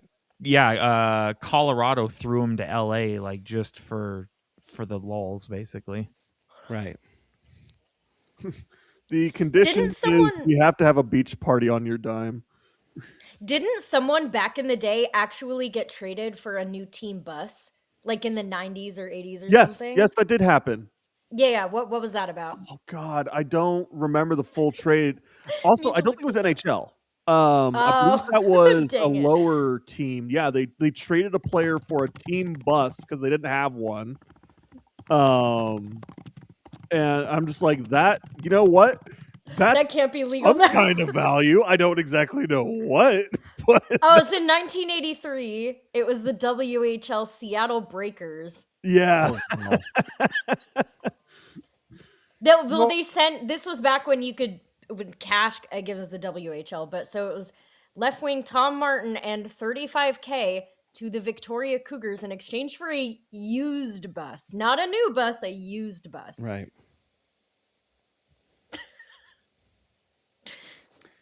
You know what? I'm not sure if that would make me more mad or less mad if I got traded for a bus. I would. Well, it's funny, like you in that same spirit. So if you're a Spit and Chicklets listener, one of Ryan Whitney's, I go up and down with it. One of Ryan Whitney's like reoccurring stories that he tells is the Penguins traded him to Anaheim for Chris Kunitz, and then Pittsburgh ended up winning 3 cups like with Kunitz as being a big part of that. And so for years, like Ryan Whitney was like, I'm tired of hearing about Chris Kunitz. Like, I don't care that he won cups. I don't care. Like, whatever. And so I feel like it'd be the same thing where like if you're the guy traded for the bus, like you may never ride another bus. You know what I mean? Yeah. True. You're like, no, you remind me too much of someone else. I'm sorry. Right. Is that like you can't date somebody that has the same name as your sister? Right. Yeah. Or your mom or someone else you've dated, you know? That would be interesting. Could you imagine imagine you're a player and like you get like scorned by like the New York Rangers, and then like you go to meet with teams and it's like, hi, I'm so and so from the New York Islanders, but when they say New York, you're like, like you get scared. And it's like, no, we're not who hurt you. It's okay. And it's like, yeah, but Who hurt you? Will mention Pierre LeBrun on the broadcast mentioned that at this rate and time, and considering he has to waive his no trade, it's like signs are looking most likely that Robert Thomas won't be moved. ... Unless it's to the Islanders, of course. Now. Interesting. Oh. So, do we think is it? I mean, I know as a like, joke, it's being that they're in the same hotel. Yeah. right. I know with Mike Greer, like details on trades have like historically come out kind of slow, but They take forever. right. Yep. But is it at all possible? Put it this way: is there a more than 0% chance that the return? Because Lilljegren is kind of like a low stakes move. I feel like I don't think there's a lot of moving pieces, or there should be a lot of moving pieces.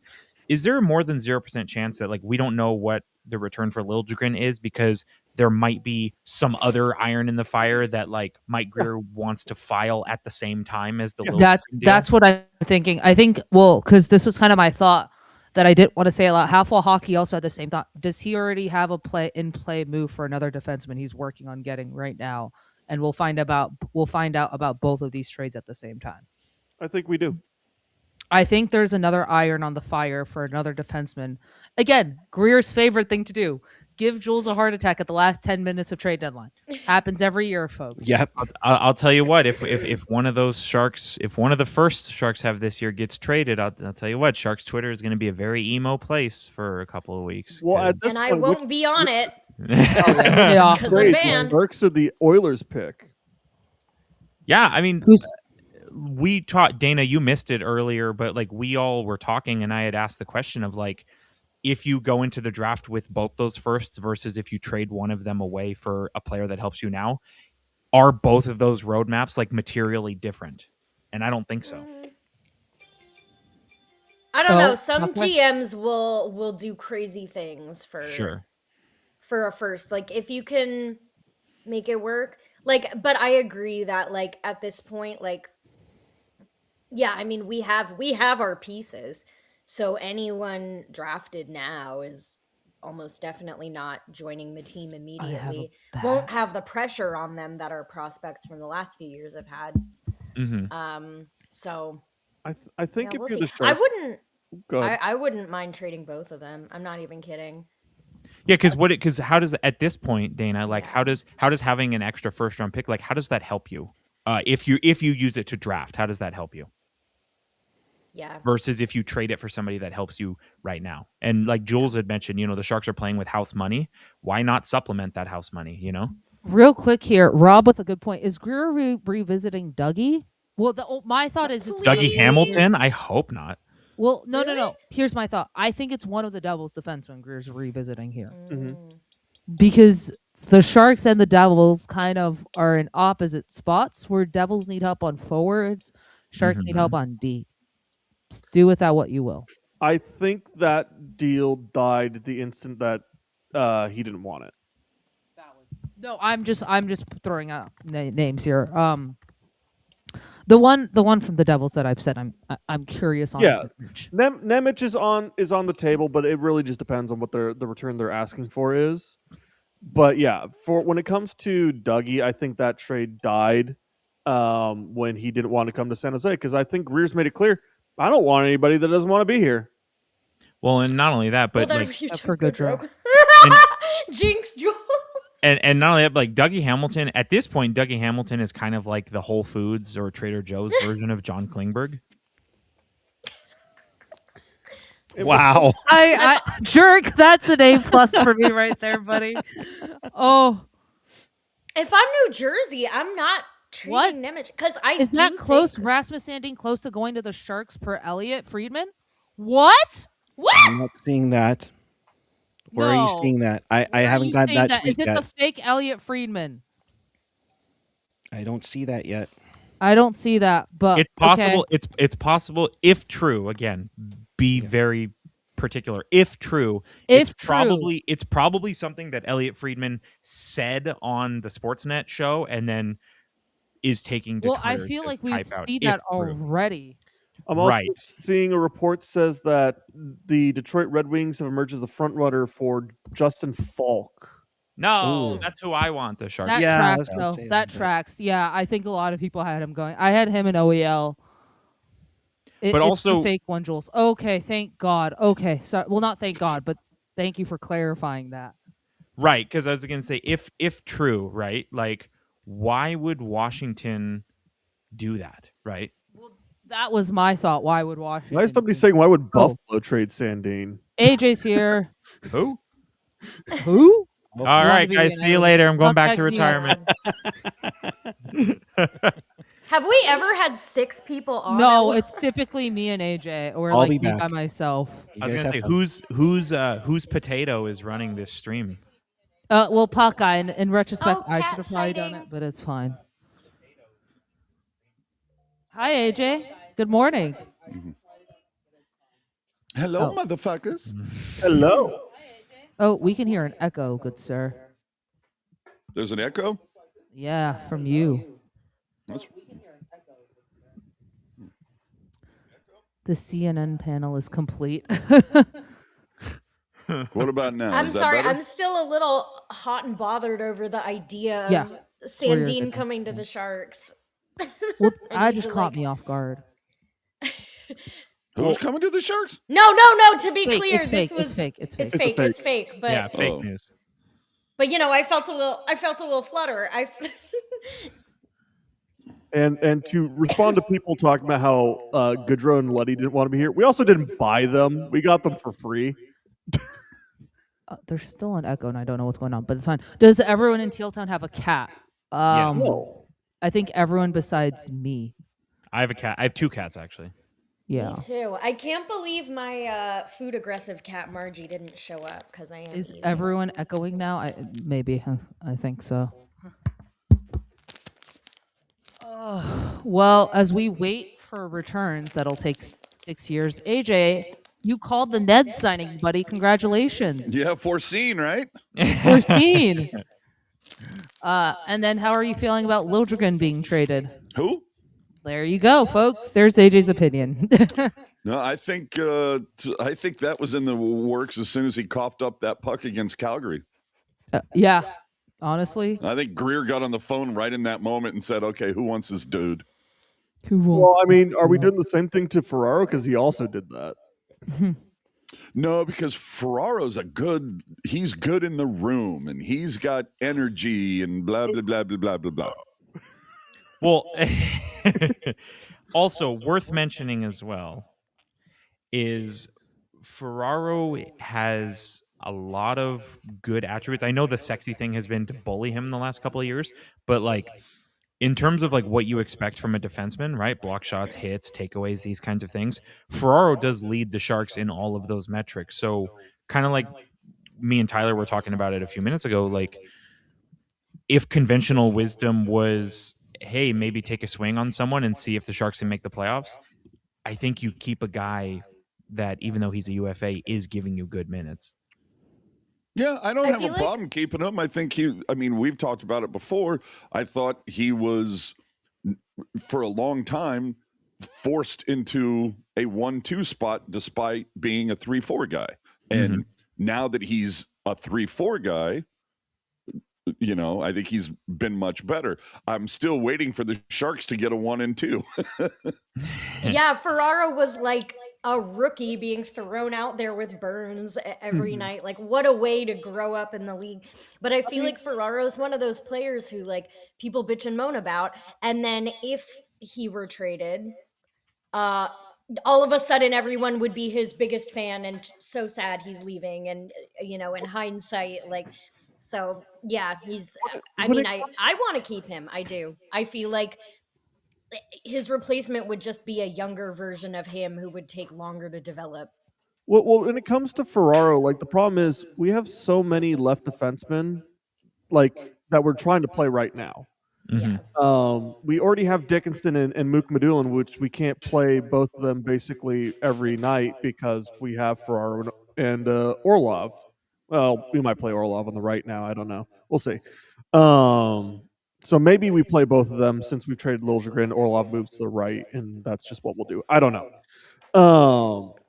But we're trying to play our left defensemen, and we don't have enough space for them. And it's kind of like the argument we were making earlier about like what do we do with all these pipeline players for the top 6? You only have 6 spots, and we got more than 6 players available.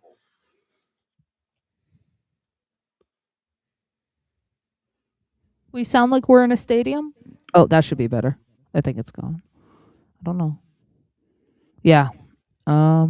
We need to make room for Cagnoni if Orlov and Desharnais are staying. We can't make room for Cagnoni other than moving Ferraro. Again, with Ferraro, he is a UFA, so like the Sharks can just ride house money and then if trade his signing rights if they wanted to, right? Mm-hmm. So I'm fine with that. yeah, like we'll figure it out with Ferraro. From the looks of it, it sounds like they're keeping him as of this exact moment. But again, Greer loves last minute trades that give everyone heart attack. Did we do the super chat? I missed the super chat.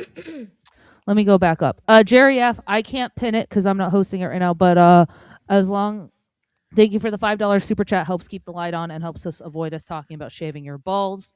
As a longtime viewer, it's great to see Hockey Jerk back in the fold. Thanks to all. Don't lie. No, it's not. For the great coverage. Yeah, no, it's. I think it needs to be said as well. We're not, averse to talking about shaving balls. It's just we don't want to, but we'll do it only if we for have to. free. Only for free. Exactly. Oh my god. Or like, what else is being advertised these days? Hey guys, want an AI therapist bot? How about sports betting? We can do that. Yeah. Oh my gosh, Dana, I'll tell you this: any brand, website, whatever. If you ask me if I want to try out your AI virtual assistant, you're getting a fucking roundhouse kick to the chest. Like Fart and phone. I'm with you. Fart and phone. Do we know any of the returns? No. Holy crackers. So don't this ask is, me That's about twice. AI. That's Don't ask me fucking about it. twice, Jules. I'm just asking questions, AJ. Chill. That's fucking twice now with the cracker shit. Oh, leave seeing me a alone. report With that crackers. Rasmus I'm going to say it Ristolainen- all I want, and you're going to deal with it. Sorry. Go ahead, Tyler. Seeing a report, Rasmus Ristolainen will not be moved. No team met the price that the Flyers wanted. Shang saying lots of trades have not been announced yet. Yeah, why do I have a feeling two of them are Grass green, Starks? water wet. Next. Shang says a lot of shit. Okay. Fork found in kitchen. AJ, I don't know if you heard or not, but here we go. the noon Pacific deadline Is is at noon Pacific. I don't know if you know this. Or not, Are you serious? Yeah. Has that been confirmed? Yeah, confirmed. And also, while we're at it, all these teams making trades, there's still only one Stanley Cup being given out this year. Oh man, see, I heard there was more, but okay. I heard see, you this could is win why the I miss, cup at the trade deadline. This is why I miss Jerk on the Sunday show. I thought Because Florida. he tells me about shit like dude, this. you guys have done way better since I left. No, you tell me interesting shit like this. That's fair. I thought that Florida lost the cup in the sea. That's what I heard. I heard it was in the ocean, and I heard it should have never been in salt water to begin with. So Did I see some shit about the Sharks looking at Bobrovsky? Oh, that was a Oh, rumor. that's old news. That's old news. Well, now that they What the signed Ned, it makes no sense. Yeah, it's just that's- like, That never AJ made sense. yeah, Maybe- AJ, those yeah. are It was a alternative joke. facts. It was whoever came up with that joke and got people to actually talk about it. the Like, fact it that was serious. Shang wrote a fucking article Props about to it you. speaks volumes. oh yeah. Who was complaining about? Oh, it was Shang. Oops, sorry, we Shang. We don't love know you. the returns. We got the returns of a conditional 7th for Delorier. Oh God. Yeah, exactly. Oh, Puck Guy's here. You For- did a no, great wait, job. Everybody, okay. shh, every Buckeyes here. Shh, put it away. Put it away. Put it away. First off, Don't the Sharks have like fucking 8 UFAs or 8 free agents of someone, Yes. and we've only gotten rid of one? Well, I think it's less so that more that Greer doesn't want to sell off the entire team again. Yeah, but I mean, come on, Klingberg is addition by subtraction. I think the Jerk made a thought good process. argument I was gonna against say, AJ. I think the process is like, with the exception of Puckeye. Will you throw that back up real quick? oh yeah, sure.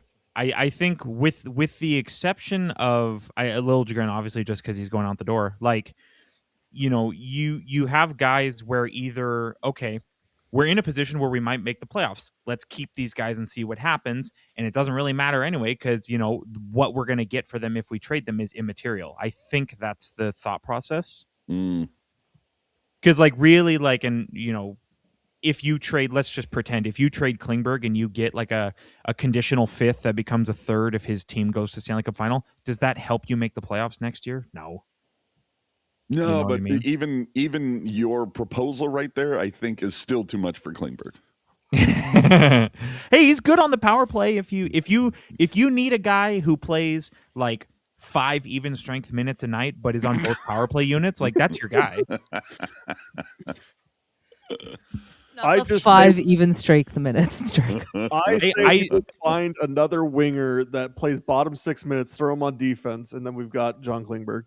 You know what's so funny to kind of tie it all back on my sim league team, I have Dougie Hamilton, and you know what? He's my 7th defenseman, but he's on both power play units, and it works. So Wait, you're allowed to do that? yeah, Hey, Eric, can you throw that graphic back up one more time? throw it up. Toss it up. The one he's yeah, there it is. Okay, so the one guy I'm really kind of interested on this list, of course, is Ferraro.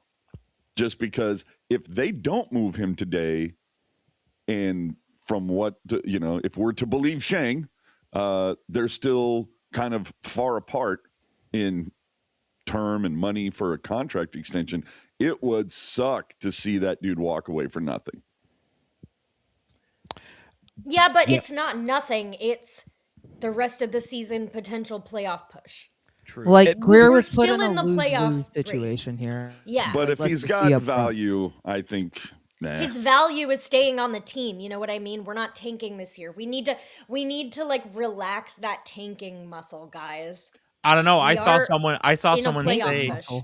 I saw someone say that we're making a mistake by not being in the McKenna sweepstakes. So we'll see. Okay, at some point we need to get out of the bottom of the league, You know what guys. though? To AJ's point though, I think it is kind of, for lack of a better expression, do or die today. Where it's like I think it doesn't scare me that they're far apart. What would scare me is if one or both sides is like, yeah, we're far apart and I'm not budging.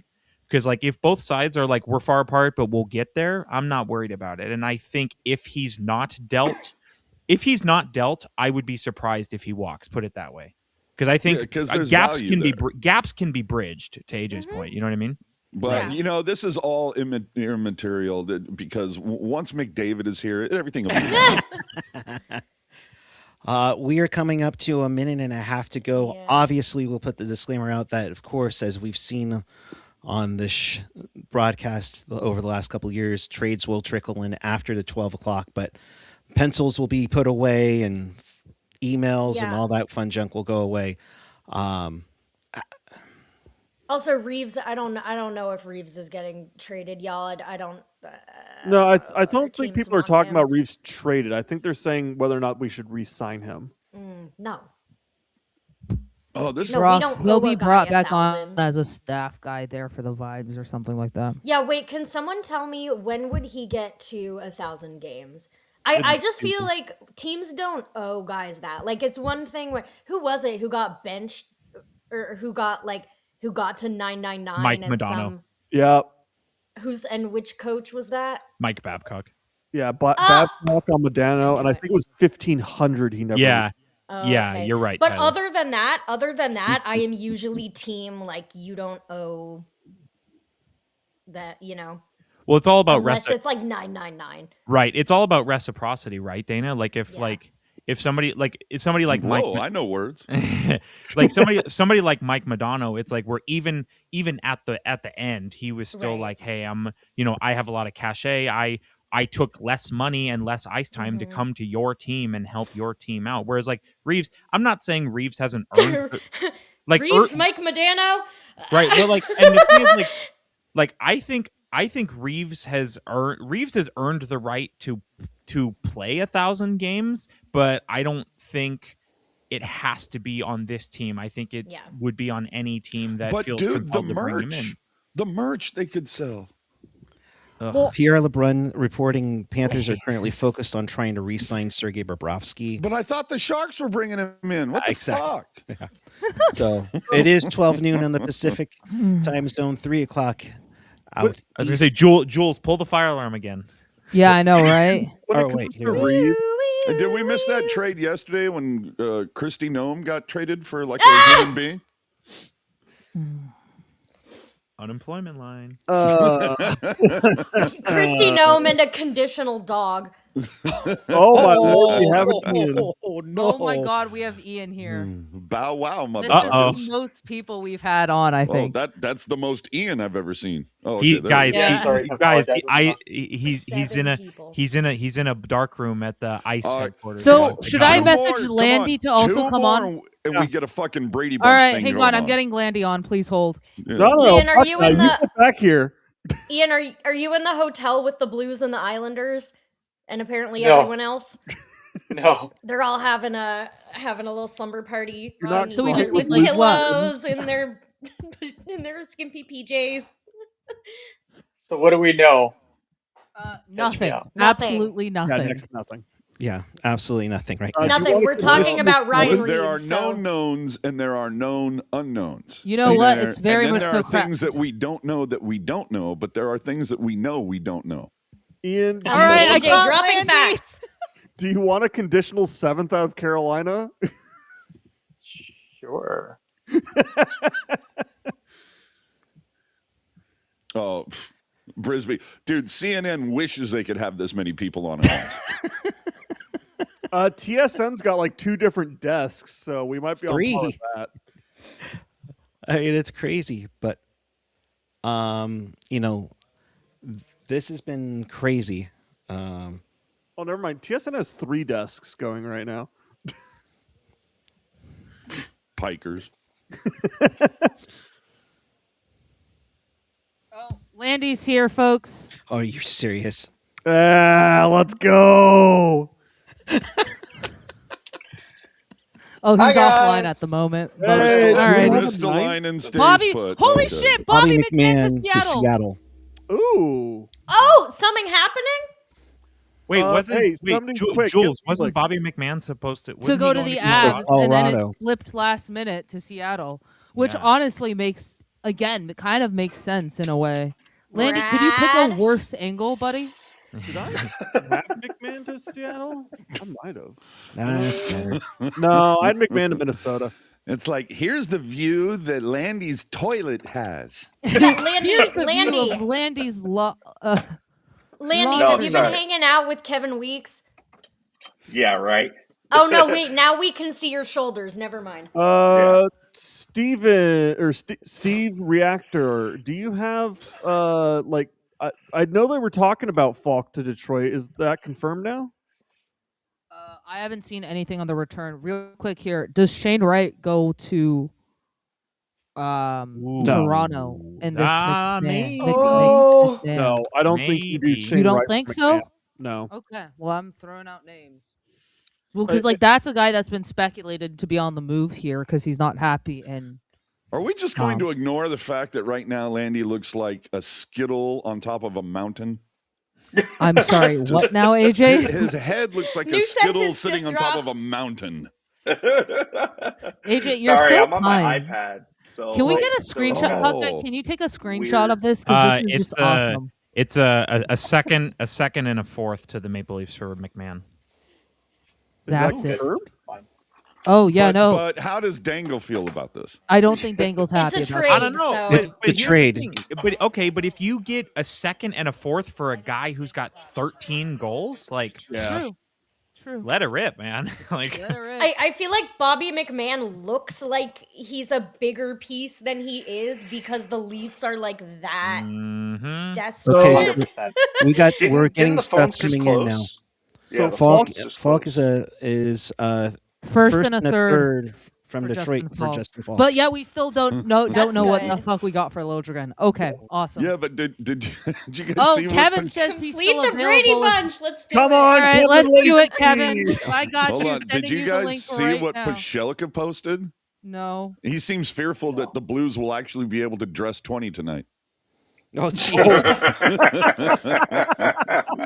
Kevin, link sent to you, buddy. Are we missing anyone? I think after We're missing Felix. Mark. Felix Yeah, and Mark. or Felix. I don't know how many of people we can hold on this. When I got 10. approval to do this 10.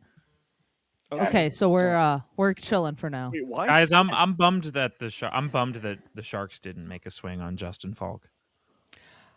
I thought I that would accept be if nice. I'm in the Any minority. on that one. defenseman? Right. Yeah, well, defenseman. again, I'm I minority. don't. They're not done. There's been I don't think they're. I think They're not I don't think done. they're doing much. Yeah, I don't don't think know. they're doing anything. But I would have They're in a liked to have weird seen spot, it. right? Because they're not super sellers at this point, and they're not renting. So Yeah. unless it's something that they think can help them long term, they're not just gonna buy to rent. Right. But Ian, do you not think if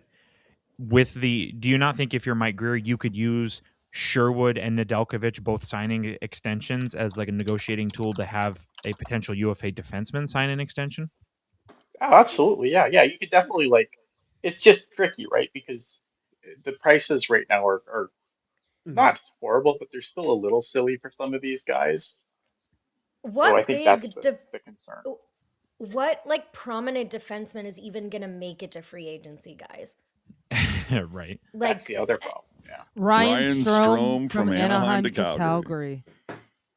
Ooh, Yeah. wow. Wow, that echo never went away. That's interesting. That's interesting though. Like that's interesting though. A team probably gonna make the playoffs is subtracting. Yeah. That's interesting. okay, Ducks. We're gonna start seeing some trades roll in here because they've had to submit them by now. So we're gonna start seeing them. It's about to be a 9%. Did we pour one out for Jack Thompson yet? No. No. Nope. I feel AJ, like he we'll let didn't you get a do good that, buddy. shot. So I have seen something from the Atlantic saying Devils are not moving either Dougie or Nemec. Okay. There will be no trade. Oh, Justin Hull is going to St. Louis, so maybe they will get 20 tonight. There you go. You better I get on think that on Jack fucking plane Thompson- now, motherfucker. I think on Jack Thompson, I think Nolan Allen coming in and being as good as he's been probably made Jack Thompson expendable. I'm still sad to see Jack Thompson go, but like Nolan Allen, who was kind of just like when that trade happened when they brought in Brossoit, I was like, okay, Brossoit, I get that. And I didn't even like. I'm just like, okay, Nolan Allen, throw in guy, whatever. But for a guy who I just wrote off as a throw in, like he's been so good for the Barracuda this year. Yeah, no, I agree with you. And we were talking about it previously before you hopped on, Ian. He's been underrated for the CUDA. Just him and Cags have just formed a really good top pairing for that team. Ian, real quick, we'll go to you, buddy. What do you think of the Ned signing? And Ned's It's great. team? It's a super tidy piece of business. Nedeljkovic is good. The only concern with Nedeljkovic, which, knock on wood, and hasn't really been a factor this year, is his health. His career has been littered with injuries, so that's always the concern with Ned. But I think he's come in, he's given them steady goaltending all the time. Like there hasn't really been. He's had a couple of rough games this year, but I think Askarov had way more rough games than Ned has. So I think as a guy who's there to help bring Ned along or bring Askey along and and give them quality starts when needed, I think that Ned's done the job, and I think he's done it probably better than a lot of the other guys they've kind of brought in to be like temporary fill-ins for goal, right? Like I think he's better than Kakinen. He's been better than Vanacek. Like he's a solid love, Bar is low. love this. Yeah, the bar is low, but I love this deal. A 2-year bridge. It puts some pressure on Askey, and by the time that it's over, maybe Raven is like starting to bang on the door. Oh, good point. Good point. Or Kirsch, Yeah. or what's the other guy? Who am I missing? Anyways, but it's like Is no Kirsch. Arundel. Wait a Well, minute. yes. Ruben, Ian, couldn't have taken a photo with Klingberg instead. Klingberg doesn't No, play he for had the to. Barracuda, man. Like Well, do you want to Actually, tell them who your just new a favorite football player fan. is, Ian Reed? oh, it's Lucas Van Roboys, man. He talked to us for I don't know 5-10 minutes. Just I was like, fuck, super did he chill buy you guy. a coffee or something? What the fuck? That was super. He was super awesome, man. Like a couple guys came over and said hi. Like Jack Thompson said hi for a few minutes, and Quentin Musty came over and said hi for a few minutes. But you could tell like he would rather be anywhere else. Ian is the last person to talk to Jack Thompson alive. And then Musty but wants to Van be at Roboys SAP. came over and talked. Yeah, fair enough. And he talked to us for I don't know 5-10 minutes. Just super cool guy. Couldn't have been more nice. So yeah, he is down. And I always like Van Roboys. Like He's So, the type of player can- that I do like. That sounds but like now that 3 words though for a name. It's like Van Rowe, boys. he's super cool. Just a couple of things. The Rangers did not move Trocheck. Nope. Pussies. Pagnotta's reporting AJ Greer was not traded. Cowards. Strome goes to the Flames for a 2027 7th round pick. So and we still don't know the Lilljegren Weird. trade, don't know the Lilljegren trade. which makes me feel it's bigger than what it's being reported as because it's Greer, and we all know what Greer does. Please give me some excitement. This could be I a need bag it. of fucking pucks for all I care. I need Yeah. something to discuss other than Ryan Strome for a 20. Hockey jerk with the CNN photo.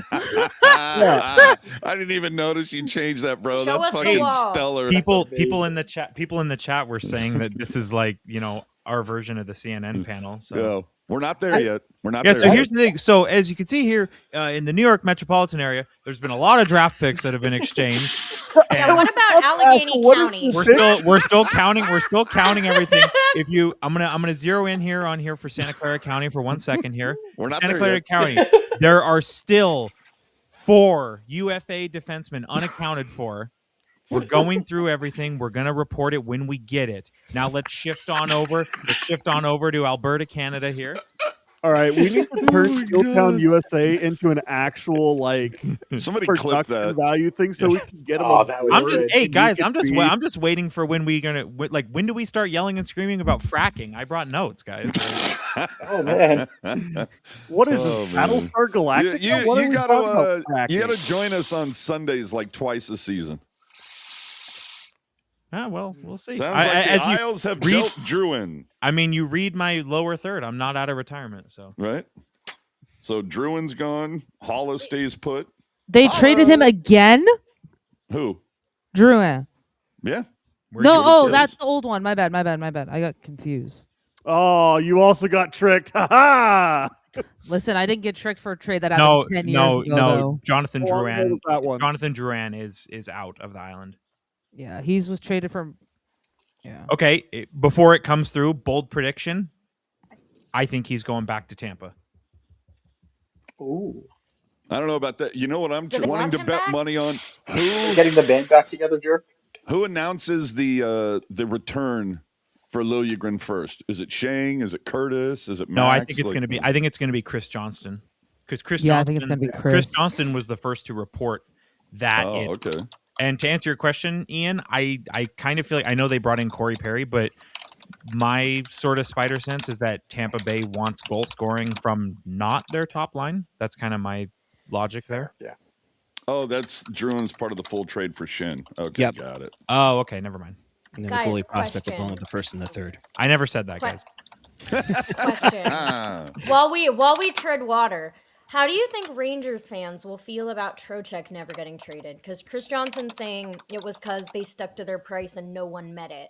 Which, if I'm Well- a Rangers fan, I'm a little like, somebody get Mark on the line. You're kind of damned if you do and damned if you don't there, though, right? Because if you become a GM who gets known for at the last minute I'm going to drop my price, then GMs are going to continuously Really for you quick. to drop your price, right? Real quick here. Looks like the Canucks also have one trade at least in the queue. That's something to keep an eye on. Thomas Cherry with the $4.99 super chat. How's she weighing with a banger highlight last night, coast to coast? Thank you for the Saw super that. chat. Yeah. That was a great. Yeah, And now- Jonathan Becker put that out. It was awesome. We have completed the Baby Bunch grid. There we Kevin go, Kevin Lacey. God, we actually did this. All right, now we're live to Kevin Lacey in Maricopa County here to talk about. oh, Drouin is Drouin going to the Blues? Well, first Yes. of all, I do want to say we got the full details on the Falk trade. It is Hull a 1st and a 3rd. Okay. All right. Interesting. Curtis just posted Greer's going to be talking to reporters momentarily, so sounds like Greer's done for the day. Yeah. Still don't know the return for Lilljegren.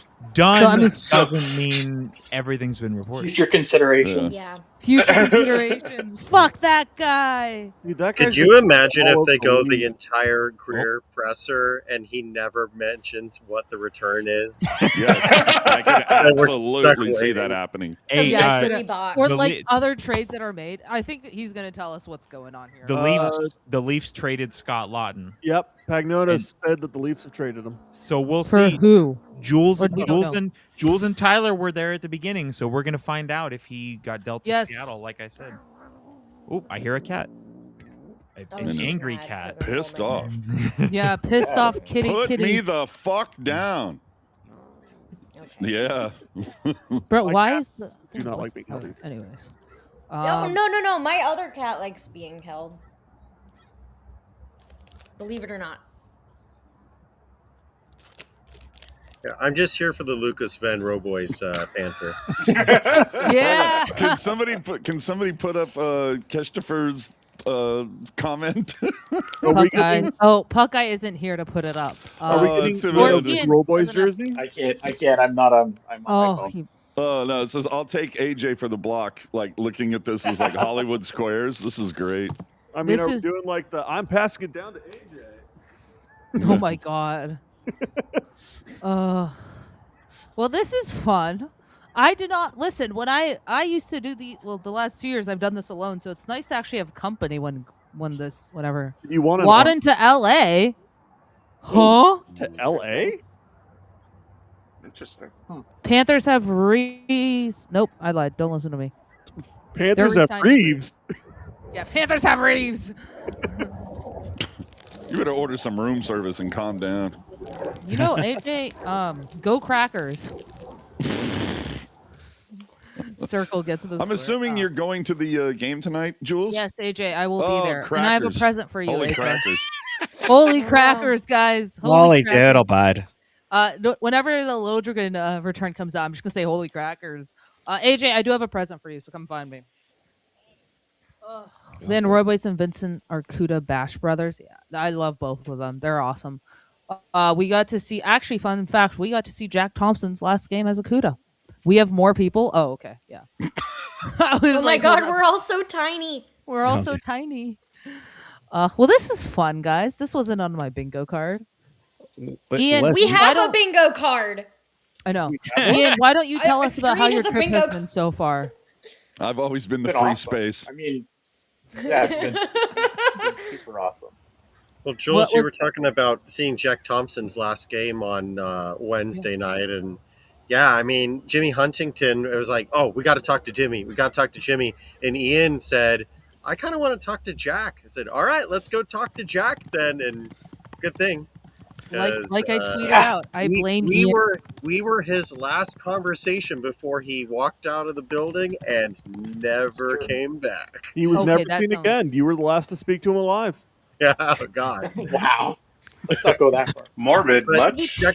Jack's going to get some good opportunity to play, I'm sure, with Vancouver, whereas Jet Wu's a career AHLer at this point, and different style game. I know you guys said like what kind of player Jack Thompson is. I think he is a really, really solid AHL defenseman.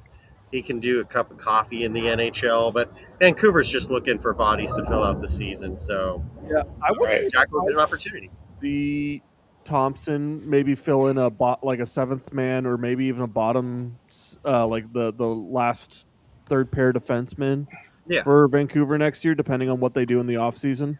Yeah, and Jet Wu will go out his way probably after the season. So Did you guys see Andy Strickland posted that both the Islanders and Blues are both staying at the same Yep. hotel right now Yeah. in San Jose? Yep, we've been talking Yep. about it.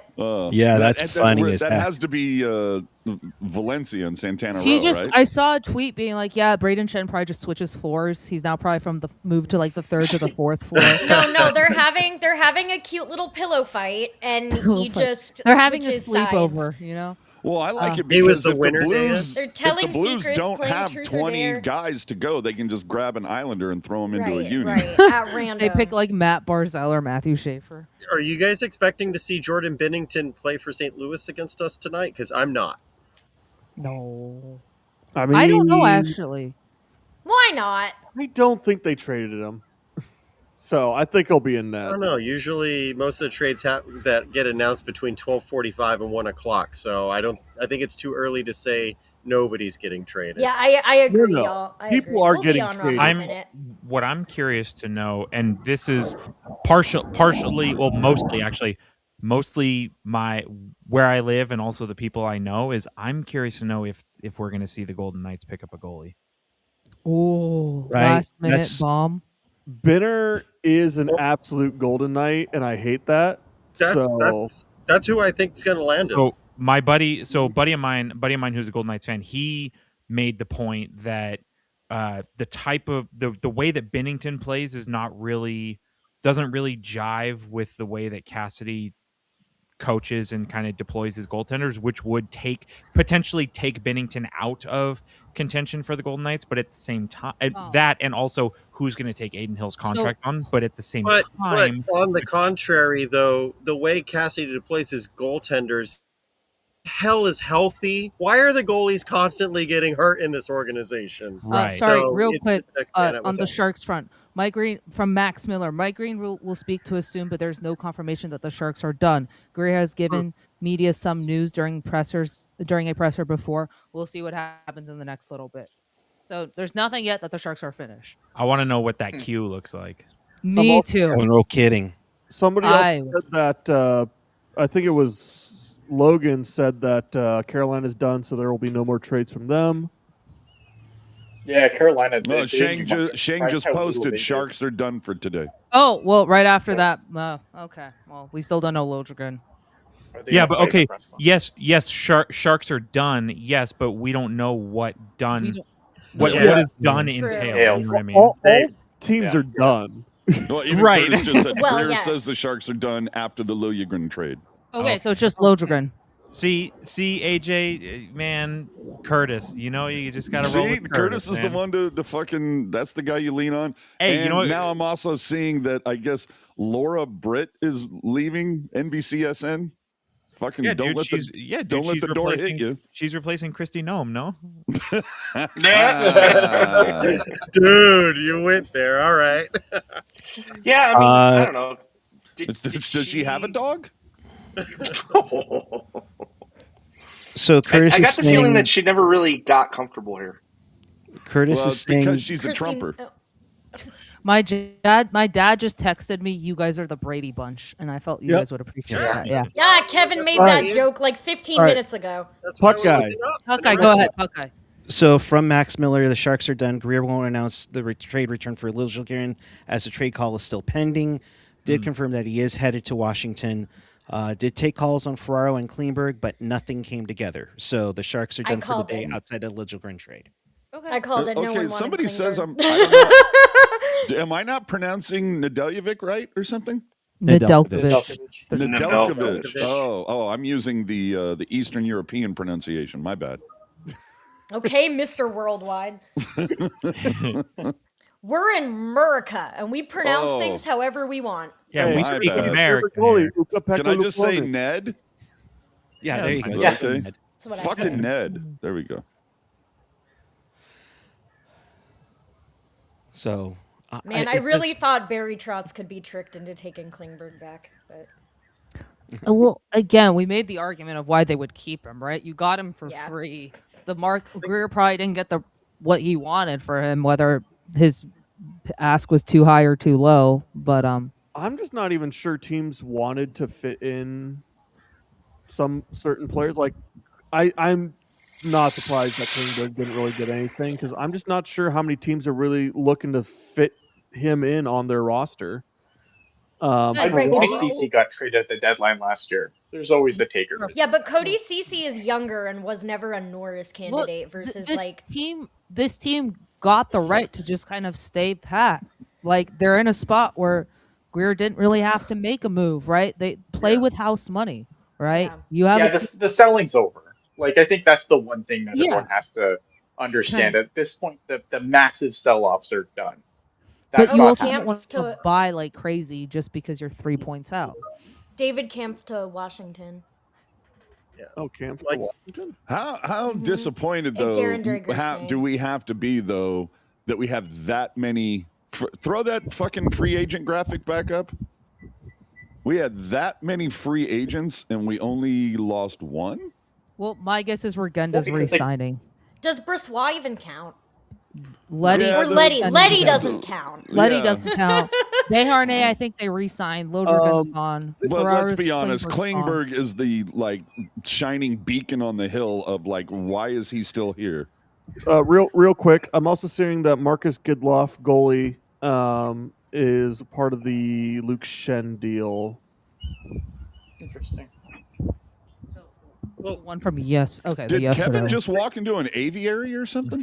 I know these. All of a sudden, there's a hawk being bombarded by like 7 crows up above me. But what I wanted to say to that though is, the Sharks they're going to see if they can make the playoffs, and they're certainly not going to make the playoffs if you trade half the defense out. As maligned as the defense is, if you're not bringing players in, yeah. So Like, I it understand got why you to this Klingberg point. and Ferraro are staying. I absolutely thought Lilljegren needed to go, but and Okay. Here comes Curtis saying that he got calls. Let me see. What did that fucking say? I got you, AJ. He got calls on Mario and Klingberg. We got calls from those guys over the last couple of weeks. In the last couple of days, that were interested in them, but the group, they've kind of scrapped and battled their way all season long. Even the last few games, they've played well and kind of got themselves back into the mix. So it felt like it was the best thing to do, in all fairness to them, to keep the group together and see how the rest of the season goes. See, that's the thing that kind of made me nervous, was that they were going to be like, well, we're a year ahead of schedule and they've scrapped well, so maybe we keep the band together longer than it should be. But going out and getting Keeper Sherwood, they're not going to be just selling off everybody, but then go out and get Keeper Sherwood. No, I'm looking to just sell off the crappy pieces. Yeah, but you can't. What do you? I mean, unless you're going to bring it, unless you can find decent pieces, right? Like, otherwise, if you're just selling things off and bringing in rentals to replace them, I mean, it's not ideal. No, I was honestly, I was looking for maybe they could move Klingberg to replenish a pick. Yeah, but they're done with that. Yeah, they don't need more picks, really. I don't want them to trade all the picks, but they don't necessarily need quantity, if that makes sense. I don't have the AAV, but also JG Pageau has been re-signed for 3 years. Well, plus we don't know what they got for Lilljegren. Maybe there's some picks right there. Yeah, I think it's going to be specifically on Lilljegren, AJ. I think based on what we've seen from all the other trades, I think you're looking at either Lilljegren for a third, or maybe Lilljegren and a later pick for a second. Just based on everything we've seen. I get it, but I think it's only going to be a fourth. And that wouldn't surprise me. I'm just more looking at valuations are inflated. Yeah. So why not? Yeah, Michael McCarron got a second round pick. Right. I just think at this point, the pick accumulation is over, right? Because I mean, picks are good. They're good. I'm not saying accumulate picks, but there's over this season and next season, there's I think a third and a fourth that the Sharks don't have right now. That if they get one for Lilljegren, hey, at least it fills a spot. I get where Greer's coming from, though, because you want to tell the team, hey, thanks for getting back into this playoff picture, but we don't believe you. We don't believe in you, so we're just going to trade you all off anyway. I think that's it toes the they're just staying the course, and that's all I asked of the Sharks this year, was just stay the course. And that's what I said coming into this deadline. Greer was put, and I don't want to say a lose-lose, but kind of a lose-lose. Kind of. If you think about it, I said this, this fan base wasn't going to be happy no matter what Greer did. Let's just be honest, right? So he was put kind of on a lose-lose because of kind of how ahead the Sharks became this year. And I give full props to him for just kind of staying pat and having the balls to do that. Because I'd argue, you could easily argue just, hey, let's trade Ferraro, let's trade Klingberg because they're UFAs and, blah, blah, blah, right? Go ahead, Ian. Yeah, I was. Or Kevin, No, sorry. it was no Landy. Oh, Landy. Us guys, there's too many of I'll us. rock your Landy. It's good. Go ahead, Landy. Yeah, no, I just thought that the team was going to look for more guys with control, like with some term, right? Because if I'm looking at the free agent class, right, and it's not great. I mean, the best that's on there, maybe a Jacob Trouba, but he's going to get lined out the door this off season, with money, right? And the cap's going up, so. Going out and finding a UFA defenseman in this kind of economy, not going to be cheap, and there's not going to be great options. So I was of the opinion that he would probably go hunting for, a controllable asset, maybe a 28, 27-year-old defenseman that could really kind of grow with the group, and maybe moving out one of the expiring defensemen. So kind of money in, money out, but also UFA out, term in kind of situation. Yep. So that was what I wanted to see from the team, because I think everybody's right. I think they have built up enough goodwill to show, hey, we're moving in the right direction. I mean, just look at the point difference where we're at now, where we were last year. So there has been movement. There's been growth, which is, I think, what we all asked for. But I still think that there are some contracts on the books that are more indicative of a rebuilding team than of a team trying to aspire to the next level. My thing, I would have liked to have seen Klingberg moved out simply because he's not part of the future. Yeah. Whereas Ferraro, Klingberg's the guy. Ferraro, I understand keeping him here, and I'll be shocked if he doesn't re-sign here and maybe even at a discount, because this is where he's been the whole time, and I think he loves it here, and the fact that the Sharks are on the come up, so he's like, I might actually get to play a playoff game at some point in my career. So that was the other kind of interesting wrinkle I felt about some of the Sharks' longer tenured players, such as Hurdle. Right, I was of the opinion that I was of the Ian's opinion never that heard of him. That's he true. could have had he been around, right? Had he been around now on this team, that he could have shepherded in some of the younger forwards, right? That are, yes, you have Macklin, and Macklin's doing a hell of a job leading the team as a young player, but there's not really anybody to shepherd him, right? He's kind of blazing his own path, and whether or not he would have done that with another veteran around, who knows? But I would have liked to have seen maybe a little bit more of a transition, where you had some monicum of players who had some success in the league, but also shepherding the new crop.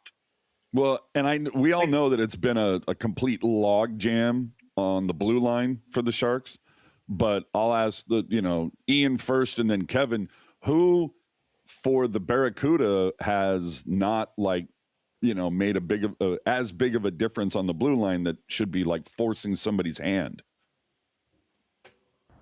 We just traded him. Yeah, we got a trade announcement. Thompson was like the top guy. To somewhere else. Lucas Reichel to Boston for a sixth. Oh, okay. Scott Lawton to LA for a third. Thank you, Drake, for putting in the chat. Yes. I think Jack Thompson didn't show enough. As Ian mentioned earlier, Nolan Allen has kind of supplanted him as that top guy on the right side, and you've got Luca Cagnoni, who definitely is the next man up on this roster. So did he regress this year though? No. He just kind of stayed the I same. think so. He just kind of Sorry, guys, real quick. I want to talk about this. So Vinny Parise just tweeted us. The San Jose Sharks dangled William Eklund to try and get Simon Nemec, but the New Jersey Devils said I no heard that, yeah. in their end. Who? Okay, So, Jules, yes. Do you remember when we were watching a game next to each, or no, we were at the State of the Sharks thing, and we were talking about like players that might get moved out? Did I not say I had Eklund at the top of my list? They dangled him to try to get Simon Nemec. Eklund The Devils said no. Eklund is totally the odd man out once this team really comes into its peak. When you get Chernyshov in there, once Misa becomes a dominant center, they're not going to keep Eklund on the third line. Yeah, I think he's just he's two years too old, I think. Right? I think he's just kind of out. I I think he's disagree I with don't that think they assessment. have to I trade just think him. he's they don't have the right. Then this is the thing. They don't have to trade William Eklund, but I think if you're looking for a big piece, I think when you look at what the Sharks have, he might be the guy that they're the least married to of the young guys coming up. So If Eklund that was makes the sense. guy that we discussed earlier, where it's just kind of like Greer just needs to decide what he wants to do. You trade either a young piece that's got potential, or you trade Eklund, who's the piece now, and it's A, what's more interesting to the people you're trading to, and B, who do you have more faith in? Or do you have more faith that Musty's going to work out, or that you are going to, Sherwood's going to take his place, or, whatever you think is going to happen, you just need to make the decision. I think they have time to make that decision. I don't think they need to make it right now or even this off season. I think they've got time. They do. I'm making peace with the possibility of Eki being traded and me having 0 jerseys with an active Shark player. I'm waiting till Matt gets the seed to get his jersey. It looks like we have confirmation that there will be no trades with Ottawa. The two that their we had presser's yesterday over. are it. They haven't Brady's been not going to the relegated yet? Panthers? What? Haven't been relegated yet. Send him to the AHL. A crowd with torches and pitchforks has traded Brady to the U.S. border. Yeah, I'll take Brady Kachuk. It does seem like this trade deadline is definitely the slowest we've had in some time, because we had It's a fucking fart in an elevator, bro. Motorcycle. I'm not seeing any reports that other teams have notable trades. I want to address something in the chat here, because for just because obviously people are saying you can never have enough picks. I agree. The point that I was trying to make earlier is that the Sharks are not in a point where they can't just keep selling everything that's not nailed down every fucking deadline right now. You're trying to build a winning culture. Dismantling this team. I agree. This team is not a contender. They're going to roll into Colorado and get absolutely smashed in 3 games. I get that. But I think if you continuously sell at the deadline everything that's not nailed down, you can't build a winning culture. Period. I think Yeah, they'll and win Greer one knows game that. versus Colorado. It'll be a game of Monopoly, but they'll win one. Yeah, They when would Nathan too. McKinnon I mean, screws up a line change. I mean, they beat him in overtime, right? So I mean, it's not like it's insurmountable. It's not like they haven't looked listless, but I don't know, man. It's tough because you want to see some playoffs, but you also don't want to see this team also get completely torched. So it's a tough spot for the team right now. But I think they really just have to continue, utilizing what they've already got in the pipeline. And I think next year is going to be really interesting what players push on from the CUDA up to the big team. I think that we're all just kind of, if you think about a year ago, 2 years ago, we were just blessed with so many transactions because this team was so fucking bad. Mm-hmm. Yeah. And so now we're like, really, that's it? Because we just got used to it, but we're like, oh, well, wait, it's because the team is good. Yeah. That- Also, we haven't been here in a while. Yeah. We're good, but also like the pieces that we want to move realistically aren't worth that much.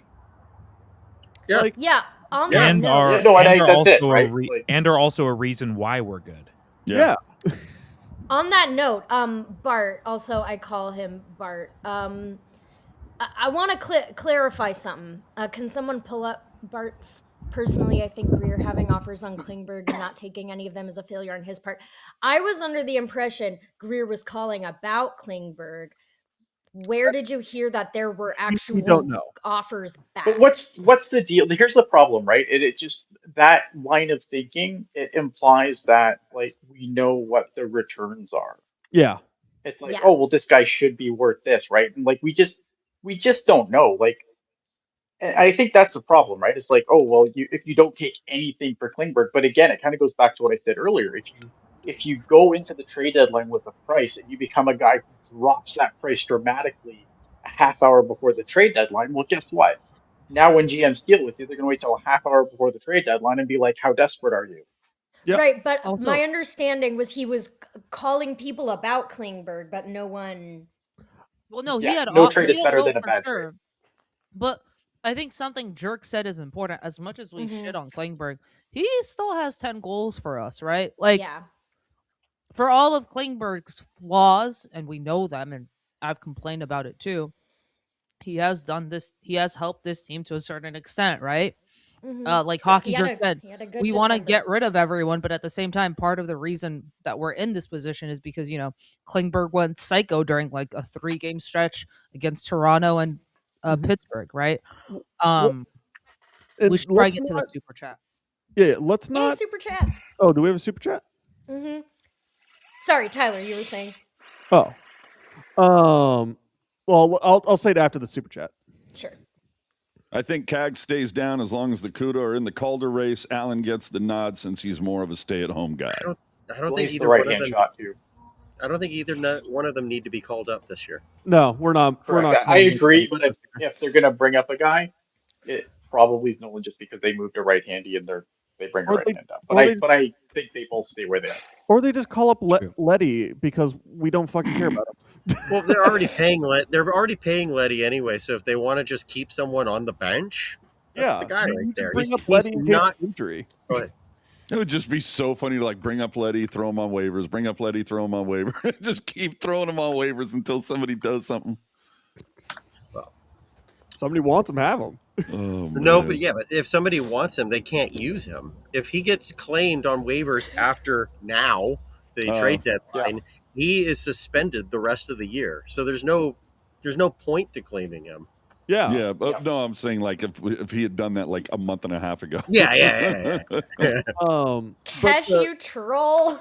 to go back to what I was gonna bring up before the super chat. You also got to think about the mindset of each of these GMs. They have their own plans for their teams. You're trying to sell somebody like Klingberg. All right, pure offensive defenseman, not strong defensively. That's kind of what we know about Klingberg. How many teams are looking for that right now? Especially in the playoff race, that are looking for somebody that's just offense, no defense, that they don't already have somebody that fits that role. There's not a lot of those. Or you do, and I know Kevin is going to be revved up for this reference. Or you do what Colorado did, and you say, "Why pay up for John Klingberg when we can just pick up someone like Nick Blankenberg, who will give you the same thing." Yeah, and makes You're less right. money, and is younger, and has more of a ceiling that could still be reached. I just don't think people realize how few options there really are for any player in the NHL. Like all these GMs, they're not just looking for anything. Even the Sharks aren't just looking for anything. So it's like you're looking for like maybe three teams if you're lucky for these players. Right. And Kevin, The good how thing in many the chat here too, sorry. And Go ahead, think about this, Kevin. How many times does someone send you or I a message and says, "Hey, would you pay X for this guy?" And I always say, "Well, I wouldn't, but someone would." You know what I mean? and that's the thing is like we say, "Oh, Klingberg could have gone for this, Ferraro for this, whoever for whatever." But like if the teams out there, to your point, Tyler, if the teams out there are like, "No, we're solid with what we have, so I wouldn't take this guy for free." You know what I mean? Yeah. Like half the times I see mock trades, my first response is, "Why would I take this?" Mm-hmm. Because it's like, this is a great trade for one team. It fits their needs and everything like that. And then I'm looking at the other team like, they already have that. Why do they want it? Because NHL 26 told them it was a good trade. Because it happened Who in says Sim no? League. Everybody. No, because it happened in Sim League. You know, that's man. why. I wonder how many GMs have actually been fired because their fan base is all chanting for them to get fired because of a video game. Yeah. Well, It really also is. like everyone, okay, lovingly put, all of us here think we're GMs in a way. Everyone in the chat thinks they're a GM in the way. We Some all of us think we're are, GMs. That's what I was gonna say, but I digress. Kevin, you're not helping here, but no, but yeah, it's like we don't know what GMs actually value, and most of the time it's different than what's online. Mm-hmm. And you Oh, know what? 100%, His yeah. injury history could have scared a lot of people off too. You Oh, know, that's like for the Those sure. Sharks. pips we've seen do not work at times. Anytime he pivots one way, I'm a little scared the other. So, That's you know, why like Klingberg didn't get traded last trade deadline because of Yeah. his injury history. Mm-hmm. Oh no, Jesse, It- you're right. That's this is coming just to for NHL Ian, by the way, 27. guys. This is just for Ian Reed and Oh. only Ian. The Oh. Canadian flag, which Ian gave me and Puckeye yesterday, And 1/4 of me. and 1/4 of Dana. The little Jesse's typing was comment was funny. Oh, what did Jesse say? Oh, talking about What what is- NHL 27 is going to NHL bring to the trade deadline. I won my fantasy football league last year. That qualifies me as a GM in all sports. Of course. There you go. Okay, talking about like why don't this team take this pick or this player or whatever. Are you guys as surprised as I am about that Scott Lawton trade that Jerk mentioned earlier? Like only a third round pick, like Michael The McCarron Leafs are and desperate. It becomes a second if the Kings make the playoffs. and it does, but that's if the Kings make the playoffs. But Like the Leafs. The Crap. Leafs kind of misplayed the trade deadline, I feel, because they realized, okay, we're kind of going into a rebuild or a retool, whatever you want to call it. Things need Oh, to the change. Leafs. Okay, yeah. And I think they went, oh, we could get like a haul. Like things are expensive right now. But also, I also don't think people are realizing how many of these trades probably got scared off because of how expensive everything got. Yeah. I'm looking at half these trades. No, I'm not trading Musty a first, and even more than that for Nemec. This is a Why guy not? that is risking being a bust. He's had a lot of problems. New Jersey Here's has the had a problem lot with of that. problems. Yeah, so it's just like I'm not trading the sun and the moon for a guy that he might not even work out. I'm gonna That's push back. that's I a push gamble. back Yeah, on you that have too. to take. You have to look at the San Jose Sharks aren't getting fucking Kale McCarr. Like Right. they're gonna And- have to Yeah. take a gamble on a young guy who's not already in the system in order to try and get the sport. And guess what? Some of these things are gonna blow up in their face. That's just the nature of the business. If a guy's a sure thing at whatever 20 whatever Simon Nemec is, they're not fucking trading him. Like I you also have to take risks. That's what's That- gonna fucking That and also Ian, again, if you kind of weed into it, like, okay, so Nemec right now, he's only 21 years old. He's about to be 20. No, I'm sorry, he just turned 22. Like, he's as a 22-year-old defenseman, he's almost half a point per game on a pretty like offensively anemic Devils team. Yeah. And the sort of more defensive and physical side of his game, if he was on the Sharks, he is on pace to lead them in block shots and takeaways. I would have loved As a Nemec. 22-year-old. New Jersey has not set him up for success. I absolutely Does not take that. I take that risk. If they said, "Hey, it's 16th overall and Musty," I say, "Fucking what else you I mean, want?" I would do that. I want him. It's just what's the cost? But the Sharks have But like we don't need that's the Musty. cost. The Sharks have like he's a young 98 right shot D. They have like 98 forward prospects and only 12 spots. You know, so He's dead. that's my thought process too. You know, He's a And young it- right you know, shot D. That it's- shit always it's- comes at a it's- price. Exactly, that's a unicorn, right? And he's young. So I don't know. I understand the trepidation, but those type of defensemen don't come around very often, and when they do, they end up going for exorbitant amount of prices, anyways. Yeah, And then we there's have the draft. Yeah, there's a difference between Simon Nemec being available and what his cost is versus Timothy Lilljegren a couple years ago or last year being available. We gave up a third. Nolan Allen being available, we gave up what, a fifth or something like fourth that. and Jake fourth Furlong. and Jake Furlong. Yeah, so I mean, in the scenario you presented, I think I would absolutely do that 10 times out of 10. Well, I don't remember the full trade package. It wasn't just Musty. Yeah, I wouldn't think We're so. talking about 4 Sorry, or 5 Phil. assets just for Nemec. Speaking Dude. of Greer swinging big, Kick no the tires on Panarin? Get the fuck out yeah, of here. Greer said he kicked the tires on Panarin, felt the assets needed to make the deal would be better spent elsewhere. I think that was All right. that was when we were being in talks of San Jose's going. Why don't we just What? go? Why don't we just go sign Alexander at the end of the year, right? Because he said he wanted to be a Shark. That's So- well. Hold on a second. That's kind of a goofy thing to say because not what you just said, Landy. I'm sorry, but what Mike Greer said. Mike Greer. So again, if L.A. Kings, they gave up Liam Greentree, a third and a fourth, and Mike Greer says, "Oh, those assets would be better spent elsewhere." Well, where's elsewhere? Yeah, right. What is elsewhere? Right. I would give up all 3 of those for Artemi Panarin, and you get him to a 2-year extension. Like. And again, I'm not saying like, oh, Mike Greer, I all of a sudden hate your guts because it's one comment, but like, what is elsewhere? You know what I mean? That might not have been the offer that we were given. Sure, Yeah, that's might have fair. been something So- else. Like So- It would have been something reasonably comparable. Like if you do those same picks, and then instead of Liam Greentree, if you do, I don't know, if you do like Ethan Cardwell, like I don't think that deal would get done with Ethan Cardwell. Didn't Panarin need to waive his no trade? Right. Yes, And when you look at Only he wanted would to go to though. LA. you look at Panarin's history, mhm. he loved Chicago, he loved New York, he loves Los Angeles apparently because he wanted to go there. Oh, He wanted out of Columbus. 4th round San pick. for the Jose. Lilljegren. It's not San Francisco. that's It's not the allure of San Francisco, you know. So Fourth round. fourth rounder for Lilljegren. Yeah. Fine. Fourth All rounder right, for yeah, Lily? jumping out of here, Called guys. it. Good call, Kevin. Okay, but 4th rounder for Lily, doesn't that Hi, Ian. to my point, doesn't that replenish the pick that they lost?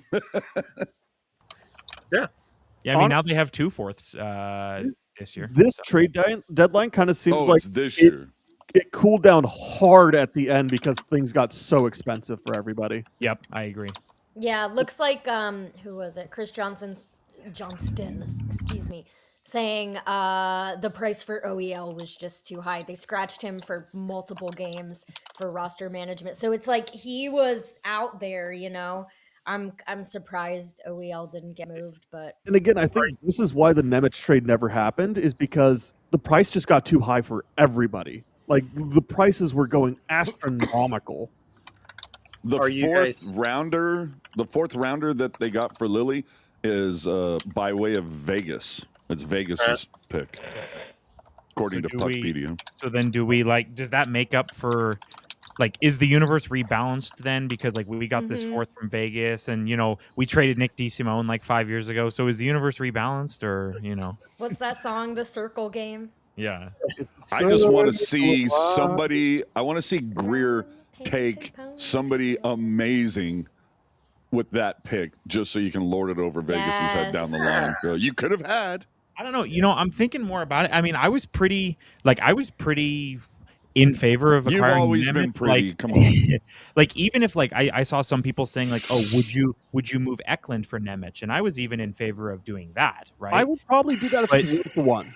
But looking at Nemec's his some of his stats, his advanced stats, I know Tyler, you said you're nervous about what the price would look like, and I do agree with you, but man, I kind of think because in my brain I have Devon Taves for 2 seconds in my brain, and I'm like, man, I think I would have just plugged my nose and paid the price for Nemec. You know what I'm saying? Again, if it's 1-for-1 for Eklund, maybe I make that deal. But I don't think that's what the offer was. No, I don't think so either. Eklund and Musty and a first or something like that.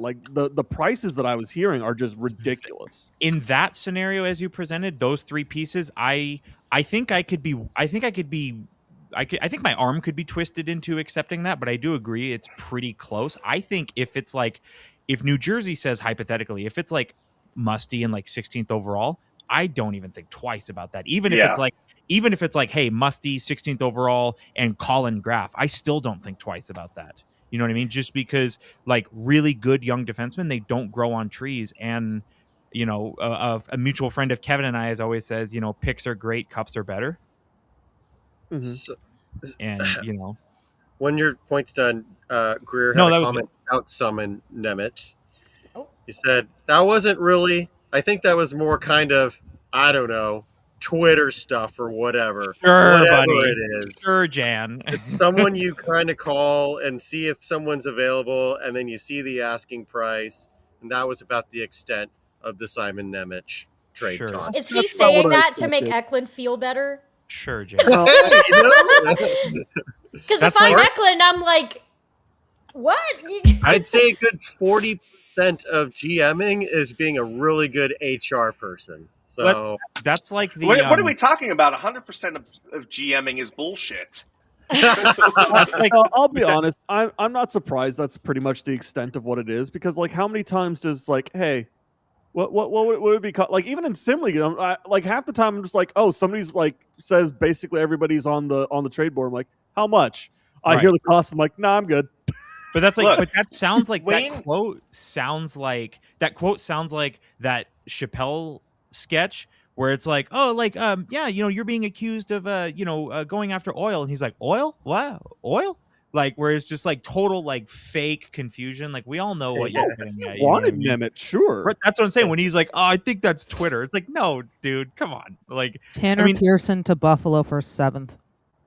huh? nice. Trade everyone wanted. Interesting. I like what Buffalo's done. I forgot Tanner Pearson was still in the league. I'm sorry. I like him, but I forgot. I have this every year. I Mandela effect my way into like thinking someone retired. Last year it was Chris Letang.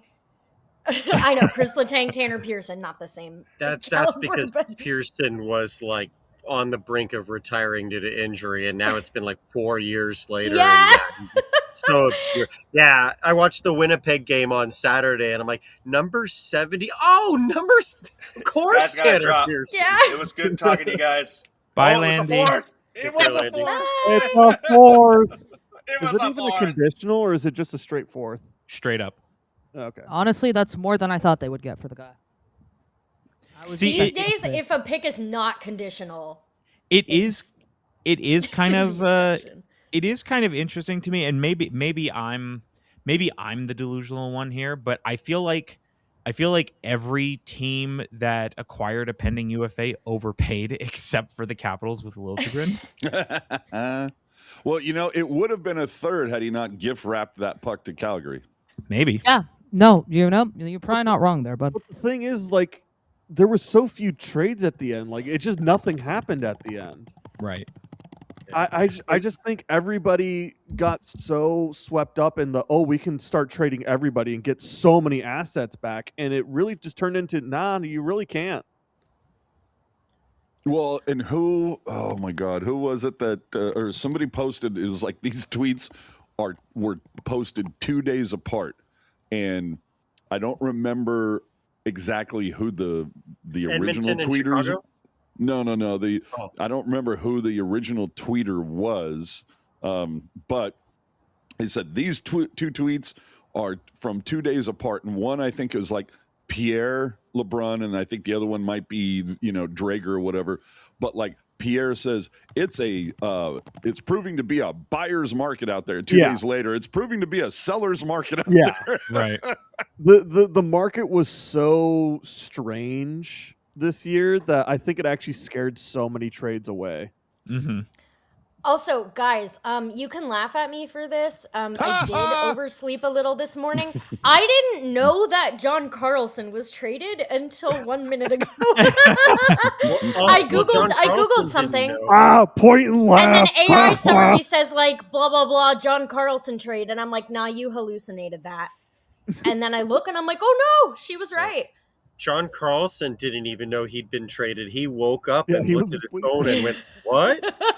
Like, Oh dude, no, I did Greer- not think the Caps were trading. Guys, Greer just said the Oilers 2026 first was definitely in play this trade deadline for the right player. Sounds like a younger or cost-controlled with-term impact player. So, Which is exactly what me and Landy and Kevin and Tyler and Jules, we all said the same thing, where it's like you dump it if you get a guy. It just sounds like the Yeah. price was not just that, though. I Yeah. think that's why nothing happened. It wasn't just Eklund. It wasn't just the first and Eklund. It was just more and more and more. And I think he just said, nah. Interesting. So who is the furious typing person right now? Oh, sorry, might be Dana's It's on Dana's writing camera. Dana's writing a hit piece to Elon Musk to get his Twitter private. Oh, yeah, no, I Never guess I heard already somebody did that. type so quickly in my life. Oh, no, typing is one of my, like, party tricks. I can get to, like, 1:15 WPM. I'm serious. Oh my I God! typed so Kadri's fast on back to Type the Racer. Avalanche. They thought I was a bot. Oh, What? really? What happened? Kadri to the Avalanche. Oh, Yes. called it. Oh, That is such a good move. I'm happy that for took him. Avalanche had to do to that. get through. Kadri needed that. So here's an interesting thing. Jeff Skinner wasn't able to find a team, so he's Shocker. not going to be. So he, to Kevin's point earlier, not on a team by the deadline, so he can't play until next season. And I know that was somebody else that I had. I'm like, I'm not really sure how many people are looking at this guy. I mean, we waived him and nobody claimed him. So. Nobody Thing claimed is, him. though, but, Couldn't like- find. He couldn't play for the minimum somewhere. Okay, Makes but- you think that his career is over. But here's the thing: like in 32 games with the Sharks, he had 13 points. Like that's not nothing. Like it makes me wonder if there's some behind the scenes nonsense. I think that Jeff Skinner played really well for the Sharks at the start of the year when they were really, really bad. Yeah. Like in October. But then once the Sharks kind of picked it up, Skinner started to slide down into obscurity, and then he got hurt, and then he just never came back. Yeah. All right, dude. Greer. There's a quote coming out. It says Greer says the Sharks have not started talking Celebrini extension yet because not until July 1. I was gonna say, it's But too made early. a joke about it, saying we haven't gone into it at all. We probably won't try to sign him because I don't even want to think about the number. And then Shang said, "Well, that's Hasso's problem, right?" And they all had a big laugh. So pretty much blank check. What do you want? Yeah. And going back to Skinner, I know he was one of the ones that I argued with Jules at the beginning of the year because I'm like, I've watched this guy with Buffalo, I've watched this guy with Edmonton. Like, yeah, he has flashes where he's really good, absolutely. And then it just seems like he disappears, and I'm just not sure how many teams are that interesting on taking another swing on him because he's on his fourth team in the last few years. I still feel like he robbed Couture. Couture should have had that trophy, that Calder. Probably. I also love how the first comment on Twitter is someone going, "The fuck you mean we won't try to sign him? Do you understand a joke, sir?" Yeah.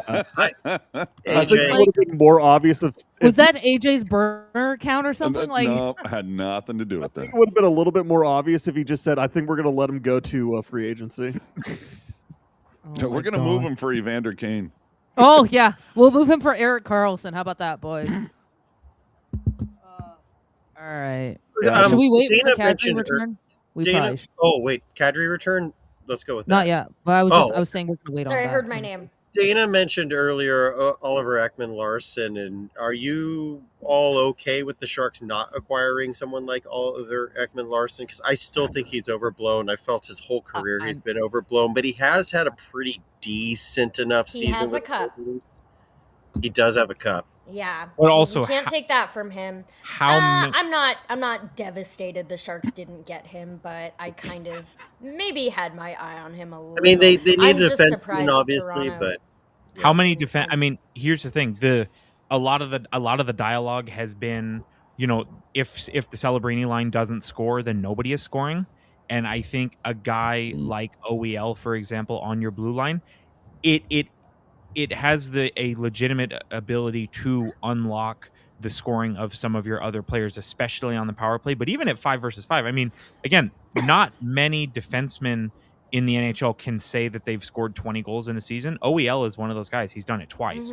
And so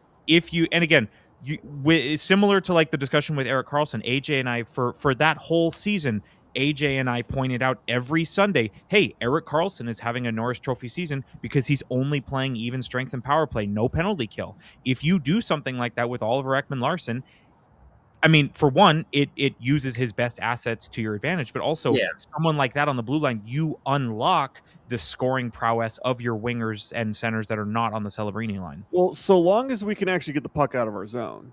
That was funny, though, because I remember Erik Karlsson in a media scrum or something talking about how good he thought he was of a penalty killer. Right. Oh, and I Funny love enough, I this think he's now tweet. killing penalties for the Pens. Says more information to come, but hearing that Max Domi and Evander Kane will be fired into the sun later today. But no, like, and I think it also needs to be talked about. How long have we been talking about? Oh, Schneider is a perfect fit for the Sharks. I don't even feel like that was a discussion at the deadline. Like nothing happened when it comes to Schneider for anybody really. More Yeah, but the so, Rangers I think, because love no one Schneider. met the asking price more than no team wanted. Schneider. Yeah, the Rangers love Braden Schneider. Like that's a first and probably a first and a second to get him to even have that conversation get started. That's how much the Rangers love that guy. And I don't see where that price is coming from. Like even his But- advanced But statistics. you Yeah. don't, the Rangers do. So that Yeah, already no. is like I'm the first one to say a trade happens when somebody wants somebody more than you do. yeah. That's So kind of come- where the armchair DMing ends, I feel like, in that Mhm. there are certain teams that really, really value players high. And so it's like, yeah, that would be great. He'd be a great pickup for us. But if he's not available, it's not happening. Sorry, real quick here. Puck, I just sent me this week. If Parayko can't play tonight and with Falk traded, Blues could be short a D-man tonight in San Jose in the event they can't get a player here in time. Hell yeah. Fuck yeah. Hey, Sharks money line for your gambling peeps. Sharks money line. Do they have a thing called an E-Bud, the emergency backup defenseman? Because No, I'm like, I'd start dangling. Who's the shittiest defenseman for the Barracuda right now? Just dangle that You guy. out can't there. dangle anybody. It's over. Oh man. Should we wait for the casualty return and then get the fuck out of here? I Yeah. need to leave. So Yeah, we'll I see wanna- you. you guys Gotta go do- tend to the Let quick me ask you guys this: between now and September, does Celebrini become the highest paid player in the NHL? Yes. Yes. He's looking Or at he'll take a 18. hometown discount. I don't know. No. I think they want to nail down, to Dana and AJ's point, I think they want to nail down that extension as soon as they're eligible. Mhm. I don't. You He think could 18 ask for 18. I don't. think 18 he- million? Yeah. I don't think he's gonna try to go for bigger than Kirill. Only because I feel like he wants the team to stick together, and I think anybody that's this far into the NHL knows if you're taking those big deals, you are holding back the rest of your team. Like you can't True. pay a bunch of people almost $20 million when True. it's only Who's a his $100 agent? million cap. That's a fifth of the team, basically. Yeah, but his agent is looking at that percentage. Person. Well, but the player's the one that signs the deal. The player I says, know. "No, I don't want this." Then it goes down. Like, look at McDavid. Could have demanded $20 million. He didn't. Yeah, but he also was offered 8 years and wanted 2. Yeah. Yeah, but he could have. Well, still that's said so he can get 20 to San million Jose for 2 quicker. years. One timer says the hometown discount from what Dana and I said about 18 million is 17.71 million per year. Oh, yeah. I Like see it. where you got that too. Well, I'm almost wondering if he does sign a $71 million contract for his first contract, because that would be the Crosby move when he signed his $87 million contract. I do think that more players should do that to just better their situation to try and win, but there's no way that Well, I'm Celebrini's not taking saying 10 it's a million a 7-year, year. $71 million contract. I would love to think it's a 7-year, $71 million contract, but I don't think it is. No, I I see the think Sharks come in with like the hurdle bridge deal and go, okay, Celebrini, we think you're pretty good, but we're going to do a 2-year prove it deal. Like we need to see consistency. no, I think 2-year, $35 million AAV.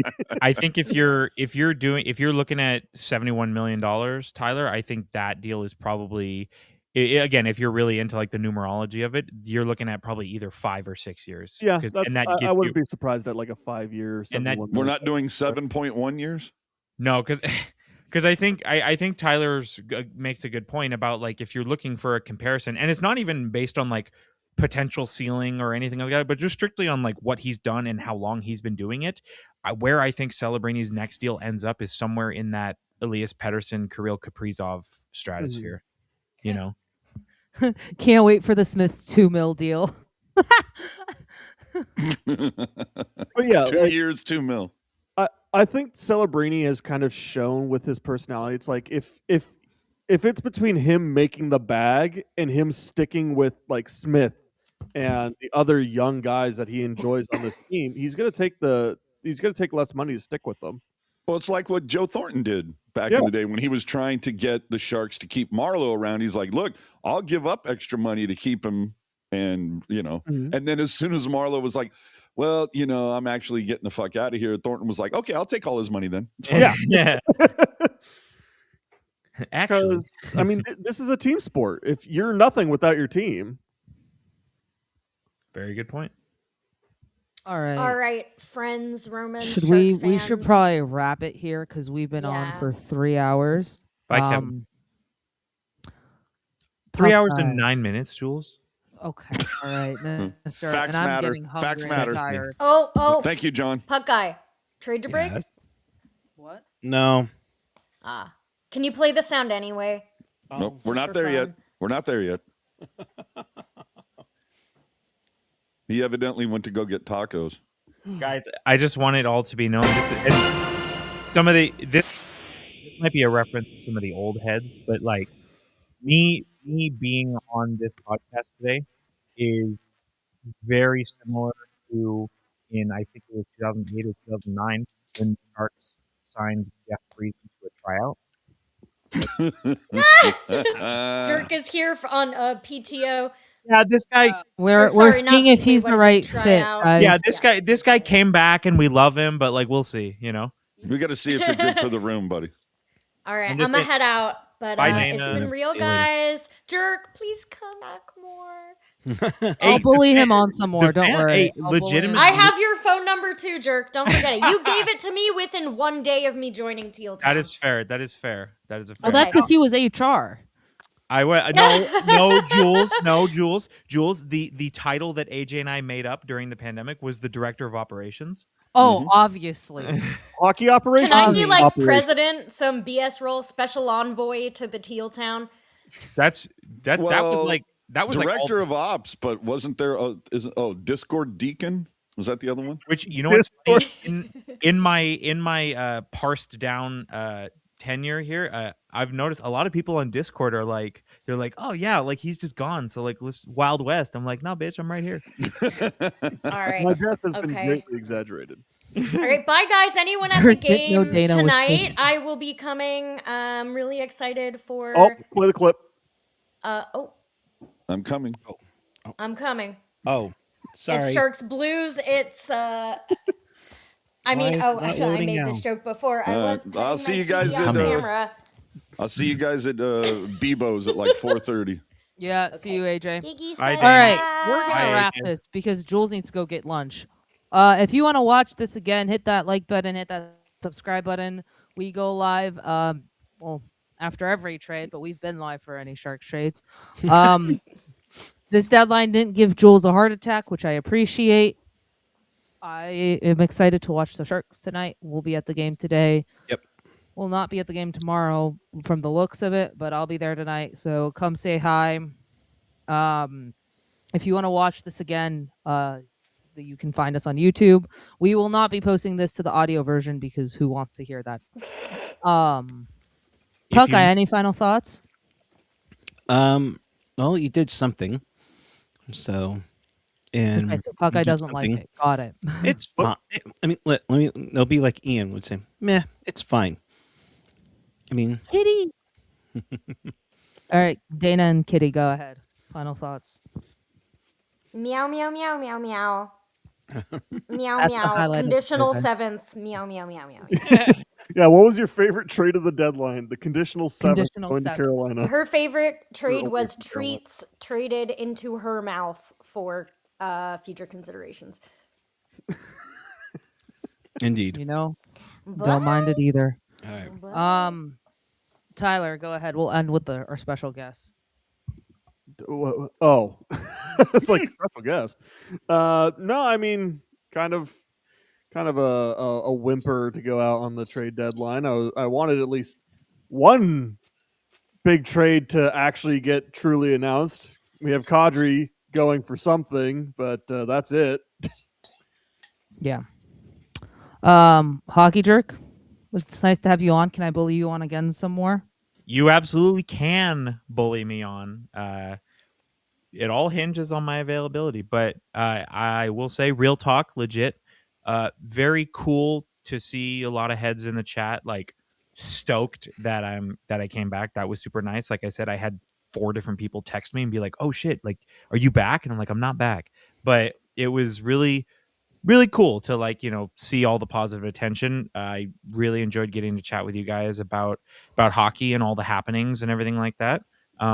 So I'm not coming out of retirement, but I'm not going to file the papers either. So I'm still unofficially retired. I'll be around if you need someone to bully, Jules. Yes. I got the permission, guys. I got the permission.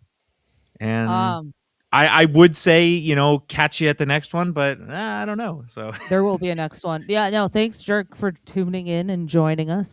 Yeah. Fun fact, Jerk was supposed to do the After Dark with us tonight also, but unfortunately cannot. So That is true. I bullied him to stay on for the whole trade deadline coverage. Hey, and I think overall, it was Sharks stayed pat.